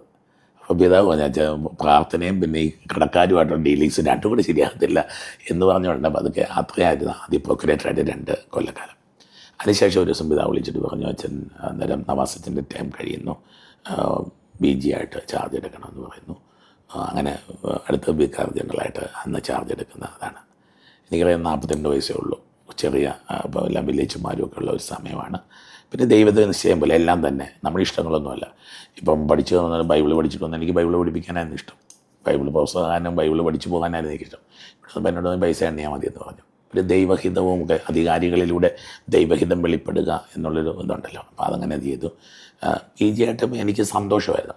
നല്ല അച്ഛന്മാർ, നമ്മുടെ രൂപതയെ സംബന്ധിച്ച് നല്ല അച്ഛന്മാർ. എനിക്ക് തോന്നുന്ന ഒത്തിരി പേരെ പേഴ്സണൽ ഹെൽപ്പ് ചെയ്യാൻ പറ്റിയിട്ടുണ്ട്. അവരുടെ ഒരു ക്രൈസിസിലോ ഒരു ബുദ്ധിമുട്ടിലോ ഒരു സങ്കടം വരുമ്പോഴൊക്കെ അവരെ ഒന്ന് സഹായിക്കാനും കൂടെ നിൽക്കാനും ഒക്കെ പറ്റുന്ന ഒരവസ്ഥയുണ്ടായിരുന്നു. പിന്നെ ഒരു VG എന്നൊക്കെ പറയുന്നത് പിതാവിൻ്റെ നിഴലെന്നൊക്കെയാണ് പറഞ്ഞു കൊടുക്കുന്നത് പിതാവിൻ്റെ. അപ്പോൾ പിതാവിൻ്റെ കൂടെ തന്നെ എനിക്ക് 100% പിതാവിൻ്റെ കാര്യങ്ങളിൽ ഇടപെടാൻ, രൂപതയുടെ കാര്യത്തിലുമൊക്കെ ഒരു ഫുൾ ടൈം എൻഗേജ്മെൻ്റ് ആയിരുന്നു. അപ്പോൾ ഈ മറ്റേ സെൻറ്റ് ആൻഡ്രീസും ഉണ്ട്. ഇത് രണ്ടും കൂടിയാണ്. ചൊവ്വാഴ്ച വൈകിട്ട് വരെ എന്നിട്ട് ഞാൻ ചൊവ്വാഴ്ച രാത്രിയിൽ വണ്ടി ഓടിച്ച് മൂന്നാർ പോകുന്നതും മറയൂർ, ഈ രാത്രിയിൽ ഈ വൈകുന്നേരം വരെ 10 മണി വരെ എന്നിട്ട് വന്ന് കുളിച്ചിട്ട് വണ്ടി എടുത്ത് ഹൈ റേഞ്ചിലേക്ക് വണ്ടി ഓടിച്ച് പോകുന്ന ഒക്കെ ഒരു അവസ്ഥ ഞാനിപ്പോൾ ഓർക്കുന്നത്. കാരണം ഒഴിവാക്കാൻ പറ്റത്തില്ല. സെൻറ്റ് ആൻഡ്രീസ് അതുപോലെ ഹെക്റ്റിക്കാണ്. അതുപോലെ PG ഉത്തരവാദിത്വം അതിലും വലിയ ഹെക്റ്റിക്കാണ്. കാരണം പള്ളികളിലുണ്ട്, ആവശ്യങ്ങളുണ്ട്, പ്രശ്നങ്ങളുണ്ട്. ഇവിടെയൊക്കെ ഓടിയെത്തുന്നൊരു സമയം. എനിക്ക് തോന്നുന്നു ഞാൻ ശ്രദ്ധിച്ച ഒന്ന് രണ്ട് കാര്യങ്ങൾ ഈ അച്ഛന്മാർ ഒന്ന് ഒന്നിപ്പിച്ച് കൂട്ടാൻ നോക്കിയിട്ടുണ്ട്. എനിക്കൊന്ന് ആദ്യത്തെ വർഷം മറ്റുമാണ് വിശ്വാസ വർഷം എന്ന് പറഞ്ഞൊരു പ്രോഗ്രാം വന്നു. നമ്മളിപ്പം സിനഡിന് വേണ്ടി നടക്കുന്ന പോലെ അന്ന് എല്ലാ സോണുകളിലും അച്ഛന്മാരെ കൂട്ടി ആളുകളെ കൂട്ടി പഠിപ്പിച്ചു. പിന്നെ ശ്രദ്ധിച്ച വേറൊരു കാര്യം, ഡോക്യുമെൻറ്റ്സ് ഏത് വന്നാലും ശരി എന്തെങ്കിലും ഒരു കേസ് കണ്ടു പറഞ്ഞ് ഞങ്ങൾ എല്ലാ സോണിലും ചെന്ന് പഠിപ്പിക്കുന്ന രീതി ഉണ്ടായിരുന്നു. സഭയുടെ പ്രബോധനങ്ങൾ പഠിപ്പിച്ചു കൊടുക്കുന്ന ഒരു രീതി അതുണ്ടായിരുന്നു. പിന്നെ എനിക്കൊന്നും വേറെ ആ സമയത്ത് ചെയ്ത വേറൊരു രീതി, എനിക്കൊന്നും പള്ളികളുടെ പണികളൊക്കെ പിതാവാണ് ഇതെല്ലാം ചെയ്യുന്നതിൽ നമ്മളെ ഏൽപ്പിക്കുന്ന കാര്യങ്ങൾക്ക് വേണ്ടി ഓടാനും സ്ഥലം വാങ്ങിക്കാനും ഒക്കെ ആയിട്ട് പലയിടത്തും നമ്മുടെ കോളേജ് ആരംഭിക്കണം എന്നൊക്കെ പറഞ്ഞ് നമ്മൾ പല രൂപതയുടെ എല്ലാത്തിനും നമ്മൾ ഇറങ്ങിത്തിരിക്കേണ്ട ഒരു കാര്യമാണ്. രൂപതയുടെ എല്ലാ കാര്യങ്ങളും പിതാവ് അവിടെ ഇരിക്കും നമ്മളെ ഏൽപ്പിക്കുകയാണ്. അപ്പോൾ ആ രീതിയിൽ വിജയന സമയത്ത് ഇതാണ് കൂടുതലും ഞാൻ നമ്മുടെ എല്ലാ ആ സമയത്ത് ഇറങ്ങിയ ഡോക്യുമെൻറ്റ്സ് മുഴുവൻ നമ്മുടെ അച്ഛന്മാരും പഠിച്ചിട്ടുണ്ട്. അതൊക്കെ ഒരു എന്തോ ഉള്ളിലുള്ള തോന്നലായിരിക്കാം. അമാസച്ചൻ എന്ന് കൂടെ ഉണ്ടായിരുന്നു. ഞങ്ങൾ രണ്ടും കൂടെ പോയി എല്ലായിടത്തും പോയി സോണൽ തലത്തിലുള്ള ഇങ്ങനെ കോഴ്സുകൾ ട്രെയിനിങ്ങുകൾ ഒക്കെ കൊടുക്കുന്നുണ്ടായിരുന്നു. ആ സമയത്ത് റിലീജിയസിൻ്റെ ചാർജ് ഉണ്ടായിരുന്നു. അപ്പോൾ അവരുടെ പ്രവർത്തനം വളരെ സന്നിഗ്ധ വർഷമൊക്കെ അതിനിടയ്ക്ക് വരുന്നുണ്ട്. എനിക്കത് ഒരു മൊബിലൈസേഷൻ അല്ലെങ്കിൽ ആ ഒരു രീതിയിലായിരുന്നു കൂടുതലും എൻ്റെ മിനിസ്ട്രികൾ എപ്പോഴും പൊയ്ക്കൊണ്ടിരുന്നതെന്നോ, ഒരു ആത്മീയ തലത്തിൽ അല്ലെങ്കിൽ ഒരു സഭാ പ്രബോധനങ്ങളുടെ രംഗത്ത് ആ ഒരു രീതി കോൺഷ്യൻറ്റൈസ് ചെയ്ത് കൊണ്ടുവരുന്ന പ്രധാനമായിട്ടും. പിന്നെ സംഘടനകളിലൊക്കെ പ്രവർത്തനങ്ങൾക്ക് നമ്മൾ അല്പം നിൽക്കേണ്ടി നിൽക്കും. അവരെ സപ്പോർട്ട് ചെയ്തുകൊണ്ട് വളർത്തണം. പിന്നെ എന്നാ പറയുക, ഇലക്ഷനൊക്കെ വരുമ്പോൾ രാഷ്ട്രീയ പാർട്ടിക്കാരുമായിട്ടും മന്ത്രിമാരും പാർട്ടിക്കാരും ഒക്കെ ആയിട്ടുള്ള ഡീലിങ്സ് അങ്ങനെ പൊതുവെ ആ ഒരു കാലം വരുന്നത് 5 വർഷക്കാലമാണ് അത്. അങ്ങനെ സത്യത്തിൽ 5 വർഷം കഴിയുമ്പോൾ ഞാൻ ഇന്നും ഓർക്കുന്നതാണ്. 5 വർഷം അവസാനിക്കുമ്പം പിതാവ് വിദേശത്ത് ഞാൻ കത്തെഴുതി, പിതാവ് 5 കൊല്ലമായി, കഴിയുമെങ്കിൽ എനിക്ക് ആത്മീയ ശുശ്രൂഷയിലേക്ക് താല്പര്യം. എൻ്റെ പിതാവ് അത് കണ്ടോ എന്തായാലും തിരിച്ച് വന്നു കഴിഞ്ഞാൽ മതി, താമസിയാതെ അന്നേരം ജസ്റ്റിൻ പിതാവ് തിരിച്ച് പഠനം കഴിഞ്ഞ് വരുന്ന സമയമാണ്. പിന്നെ എനിക്കൊന്ന് അച്ഛന്മാരെ കൂടെ നിൽക്കാൻ പറ്റി എന്നുള്ളത് എനിക്ക് ഏറ്റവും കൂടുതൽ. അച്ഛന്മാരെ കേൾക്കാനും ആളുകൾ വന്നാലും എനിക്ക് അല്പം പോലെ പലപ്പോഴും ഇടവുകളിൽ നിന്നൊക്കെ ഈ സമരക്കാരൊക്കെ വരുന്ന പരിപാടിയുണ്ടല്ലോ, ദൈവാനുഗ്രഹം കൊണ്ട് ഈ സമരക്കാർ വന്ന് മുമ്പിലിരുന്നാൽ അവർ സന്തോഷത്തോടെ തിരിച്ചു പോകുന്നൊരു അത്ഭുതം. കട്ടിലൊക്കെ ആയിട്ട് വന്നിട്ടുണ്ട് അവിടെ. ഒരിക്കലും ഒരു ഇടവിൽ നിന്ന് കട്ടിലൊക്കെ ആയിട്ട് വന്നിരി കാർന്നവന്മാർ സഹിതം കാർന്നവന്മാർ വന്ന് ഭയങ്കര ചീത്ത വിളിക്കാൻ അതും ഇതൊക്കെ എന്നെ പറഞ്ഞു. അത് കഴിഞ്ഞ് കുറച്ച് നേരം കഴിഞ്ഞപ്പോഴത്തേക്ക് ഈ പിള്ളേർ സെറ്റ് അവന്മാർ കണ്ട് ഞാൻ മിണ്ടായിരുന്നെല്ലാം കേട്ടു. ഞാൻ എൻ്റെ ന്യായങ്ങൾ രൂപതയുടെ ന്യായമൊക്കെ പറഞ്ഞുകൊണ്ടിരിക്കും. കുറച്ച് കഴിയുമ്പോൾ ഈ പിള്ളേർ സെറ്റ് അകത്തു നിന്നിട്ട് വെച്ചാൽ ക്ഷമിക്കണം, ഞങ്ങളുടെ കാർന്നവന്മാർ അവർ പറഞ്ഞതാണ് ചോ, ഞങ്ങൾ പൊക്കോളാം. എനിക്ക് തോന്നുന്നു എൻ്റെ 5 കൊല്ലത്തെ ജീവിതത്തിൽ ഒരു ടെൻഷൻ ഉണ്ടായിട്ടില്ല. രൂപതയിൽ എന്ത് പ്രശ്നം, പല ഇടവുകളിലും പല പ്രശ്നങ്ങളൊക്കെ വരുമല്ലോ, അതൊക്കെ ഈ പരിശുദ്ധാത്മാവിൻ്റെ പ്രവർത്തനം ഞാൻ ഭയങ്കരമായിട്ട് എൻ്റെ ഈ ജീവിതത്തിൽ കണ്ട. പിന്നെ അച്ഛന്മാരുടെ ഗ്യാതറിങ്സൊക്കെ ആ സമയത്ത് നമ്മൾ വിളിച്ചു കൊണ്ടിരുന്നുണ്ടായിരുന്നു. പിതാവിൻ്റെ ഇതാണ് ഇന്നോവേഷനാണ് അതെല്ലാം. കൊച്ചന്മാരുടെ ഗ്രൂപ്പ്, പല ബാച്ച് ഗ്യാതറിങ്ങുകൾ അച്ഛന്മാരുടെ. പിന്നെ എനിക്കൊന്ന് ആ സമയത്ത് ചെയ്ത് വേറൊന്ന് അച്ഛന്മാർക്ക് വേണ്ടി ഒരു ട്രെയിനിങ് പ്രോഗ്രാമൊക്കെ നടത്തിയായിരുന്നു. പല ഇത് വെച്ച് അതിനൊരു 3-4 ദിവസം ഒന്നിച്ച് താമസിച്ചു. കോംപ്ലിക്കേഷനില്ലായിരുന്നു. അപ്പം അങ്ങനെ ഒരു ഫോർമേഷൻ ട്രെയിനിങ് ആ ഒരു രീതിയിലായിരുന്നു BG കാലത്ത്. എനിക്ക് ഏറ്റവും കൂടുതൽ തോന്നിയിട്ടുള്ള നമ്മുടെ ഒരു അച്ഛൻ മരിക്കുന്നൊക്കെ ആ സമയത്തൊക്കെ ഒരു വൈദികം മരിക്കാന്നൊക്കെ നമുക്കങ്ങനെ ഫീൽ ചെയ്യും. BGയും കൂടെ ആകുമ്പോൾ എന്നാ പറയുന്നത് ഒരു അപ്പൻ്റെ പോലെയൊക്കെ നമുക്ക് ഫീൽ ചെയ്യും. പ്രായമില്ലെങ്കിലും നമുക്ക് പെട്ടെന്ന് രൂപത്തിൽ ഓരോ വിഷയം നമ്മുടെ പേഴ്സണൽ ഒരു ഫീൽ അതെനിക്ക് ആ ഒരു കാലഘട്ടത്തിൽ ഉണ്ടായത് മെയിനായിട്ട് അതൊക്കെ. പിന്നെ സെമിനാരിക്കാർ, മേജർ സെമിനാരിയൻസ്, നമ്മൾ അവരുടെ ഒരു കാര്യത്തിലൊക്കെ ഒരുപാട് ശ്രദ്ധിക്കുന്ന ഒരു ഫോർമേഷനും അവരുടെ ഭാവി ജീവിതവും നാളത്തെ വൈദികൻ്റെ രൂപീകരണത്തിലൊക്കെ പിതാവിനോടൊപ്പം നിന്നുള്ള ഒരു ജീവിതമായിരുന്നത്. അതിനുശേഷമാണ് വിമലേരി കത്തീഡ്രലിലേക്ക് എപ്പിസ്കോപ്പൽ വികാറായിട്ടും റെക്ടറായിട്ടും ഒക്കെ ആയിട്ട് ഇങ്ങോട്ട് പോരുന്ന സമയം അതാണ്.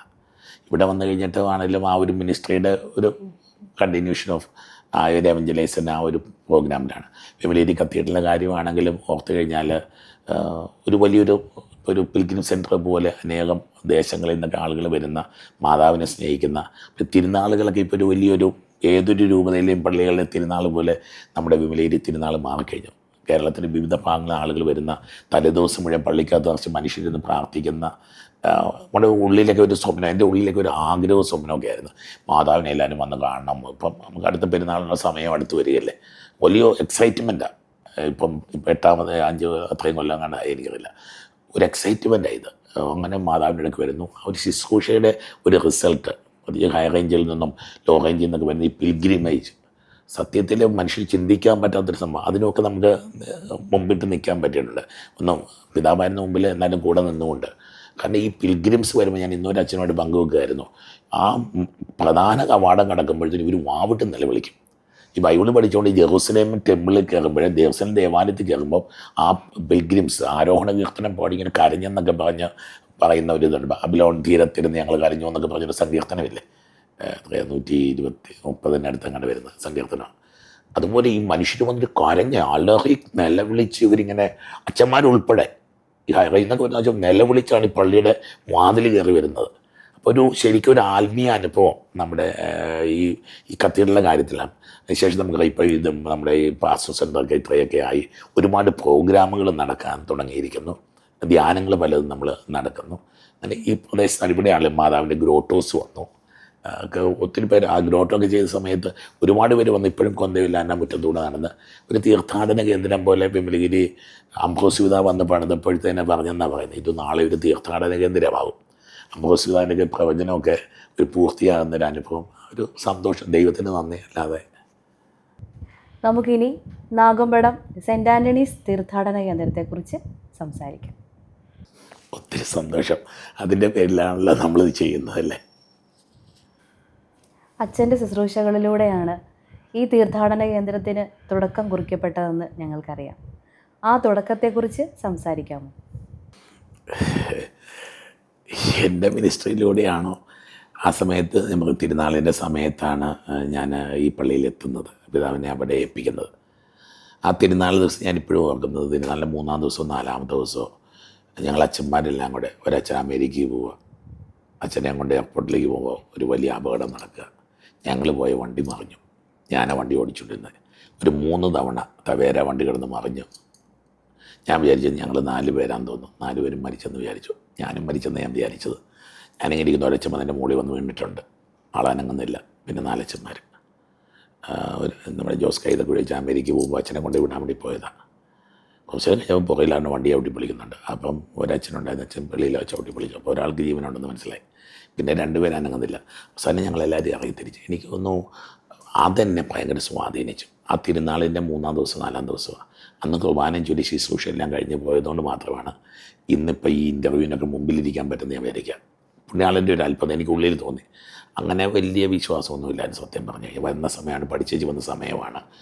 പക്ഷേ അതെന്നെ ഭയങ്കര സ്പർശിച്ചായിരുന്നു. അതിനുശേഷം ചൊവ്വാഴ്ചകളിൽ സാറിന് വൈകിട്ട് 5 മണിക്കൊരു ശുശ്രൂഷ നമുക്കിവിടെ ഉണ്ടായിരുന്നത്. അങ്ങനെ അന്നേരം ഈ കലിക്കിനെ പറ്റി എന്താണ്, ഇത് സ്ഥിതിശേഷിപ്പ് എന്താണ്, അപ്പോൾ ഇങ്ങനെ പിതാവ് ഇങ്ങനെ പറയുന്നുണ്ടായിരുന്നു, അത് കൈയുടെ അസ്ഥിയാണ്, അങ്ങനെ അത് പിതാവ് പറഞ്ഞു. ഞാനൊരു ദിവസം അവിടെ പ്രസംഗിച്ചു. അവിടെ പ്രസംഗിച്ച് കഴിഞ്ഞ് പോവുക, തിരിച്ച് പോയിട്ട് ഒരു പിറ്റേന്ന് ഞായറാഴ്ച കുർബാനയ്ക്ക് വരുമ്പോൾ ഒരു ചേച്ചി ഓടി വന്നിട്ട് വാങ്ങിച്ചു, എൻ്റെ വയറ്റിൽ ഇങ്ങനെ ഒരു പ്രശ്നമായിരുന്നു. അതായത് ഭക്ഷണം കഴിക്കാൻ പറ്റില്ല, ഒരുപാട് സർജറി, ലിക്വിഡായിട്ടുള്ള ഫുഡേ നമുക്ക് കഴിക്കാൻ പറ്റത്തുള്ളൂ. ഒരു ഭക്ഷണം കഴിച്ചു, ഒരു ടോയ്ലറ്റിൽ പോയി. ആദ്യത്തെ അല്പം സെൻറ്റ് ആൻഡ്രീസിലെ ആദ്യത്തെ കേൾക്കുക. ഇത് കേട്ടപ്പോൾ എനിക്ക് ഭയങ്കര ഒരു ഇൻസ്പിറേഷൻ തോന്നുക. പിന്നെ ആ സമയത്ത് ഇങ്ങനെ പാട്ടും പരിപാടിയൊക്കെ ആളുകൾ ഇച്ചിരി കൂടാൻ തുടങ്ങി. അപ്പോൾ ഞങ്ങൾ പിന്നെ 2 ശുശ്രൂഷയായി. രാവിലെ 10 മണിക്കെന്ന് പറഞ്ഞ ഒരു ശുശ്രൂഷ ആരംഭിക്കുന്നു. ആ സമയത്ത് കുറച്ച് മനുഷ്യർ, കുറച്ച് നല്ല മനുഷ്യർ, അന്നേരം ഒന്നുമില്ല, ഇതൊന്നുമില്ല, ആ പള്ളി മാത്രമേ ഉള്ളൂ, സൈഡിലേക്ക് ഒന്നുമില്ല. നമ്മുടെ ഷോപ്പിംഗ് കോംപ്ലക്സ് ഇങ്ങനെ ആ കുഞ്ഞു പള്ളി മാത്രമേ ഉള്ളൂ. സമയം നോക്കുമ്പോൾ 2 കുർബാനയൊക്കെ അപ്പോൾ അവിടെ തികയുന്നില്ല, ആളുകൾ തികയുന്നില്ല. അപ്പോൾ നമ്മൾ പതുക്കുന്ന എക്സ്റ്റെൻഡ് ചെയ്ത് 2 സൈഡിലേക്ക് ചാർത്തോല് പിടിച്ച് അത് കഴിഞ്ഞ് അത് 3 കുർബാനയായി. 10 മണിക്ക് കുർബാന, അല്ല രാവിലെ 10 മണി, 12 മണി, 5 മണിയായി. എന്നിട്ടും ആളുകൾ കൂടിക്കൊണ്ടിരിക്കുക. അപ്പം നമുക്ക് ചെന്ന് ശരി രാവിലെ 6 മണിക്കൊരു കുർബാന. അങ്ങനെ കൂടിയാണ് ഇന്നത്തെ നിലയിൽ 7 കുർബാന വെച്ചതാണ്. പിന്നെ നമ്മൾ പറഞ്ഞാൽ പിന്നെ കട്ട് ചെയ്തതാണ്, കാരണം അത്രയും ഒത്തിരി ടയേർഡാകുമെന്ന് പറഞ്ഞുകൊണ്ട്. എനിക്ക് ഇതിൻ്റെ അകത്തൊക്കെ ഉണ്ടായിരുന്ന ഒരു പ്രാർത്ഥനയുടെ അനുഭവം, പിന്നെ അൽമായരുടെ സഹകരണം. സാവധാനം ഇത് കഴിഞ്ഞപ്പോൾ അതൊക്കെ അച്ഛന്മാർ അടുത്ത് വരാൻ തുടങ്ങി. ഒരച്ഛൻ വരാൻ തുടങ്ങി, 2 അച്ഛന്മാർ, ഇവിടെ വലിയച്ഛന്മാരെ കൊണ്ടുപോകാൻ തുടങ്ങി. അങ്ങനെയാണ് ഈ തുടക്കം. നമ്മുടെ പ്രായമുള്ള അച്ഛന്മാർ, അവർക്ക് ഭയങ്കര ആഗ്രഹമായിരുന്നു, സന്തോഷമായിരുന്നു. രൂപതയുടെ ഒരു സ്ഥാനമൊക്കെ ഇങ്ങനെ വരുന്നു എന്നുള്ള ഒരു സന്തോഷമുണ്ടായിരുന്നു. അപ്പോൾ അച്ഛന്മാരുടെ ഇത്, പിന്നെ എനിക്ക് ജോലിയുണ്ട്, അരമനയിലെ ജോലികളുടെ ഇടയ്ക്കാണ് ഈ പോയിക്കൊണ്ടിരുന്നത്. പക്ഷേ അന്നും അതൊരു എന്താ പറയുക, പതുക്കെ ദൈവം രൂപീകരിച്ചു എന്നൊക്കെ പറയാം. ഓരോ മനുഷ്യർ വന്ന് വീഴും, ഓരോ ഡെവലപ്മെൻറ്റിന് ഓരോ മനുഷ്യർ വരും.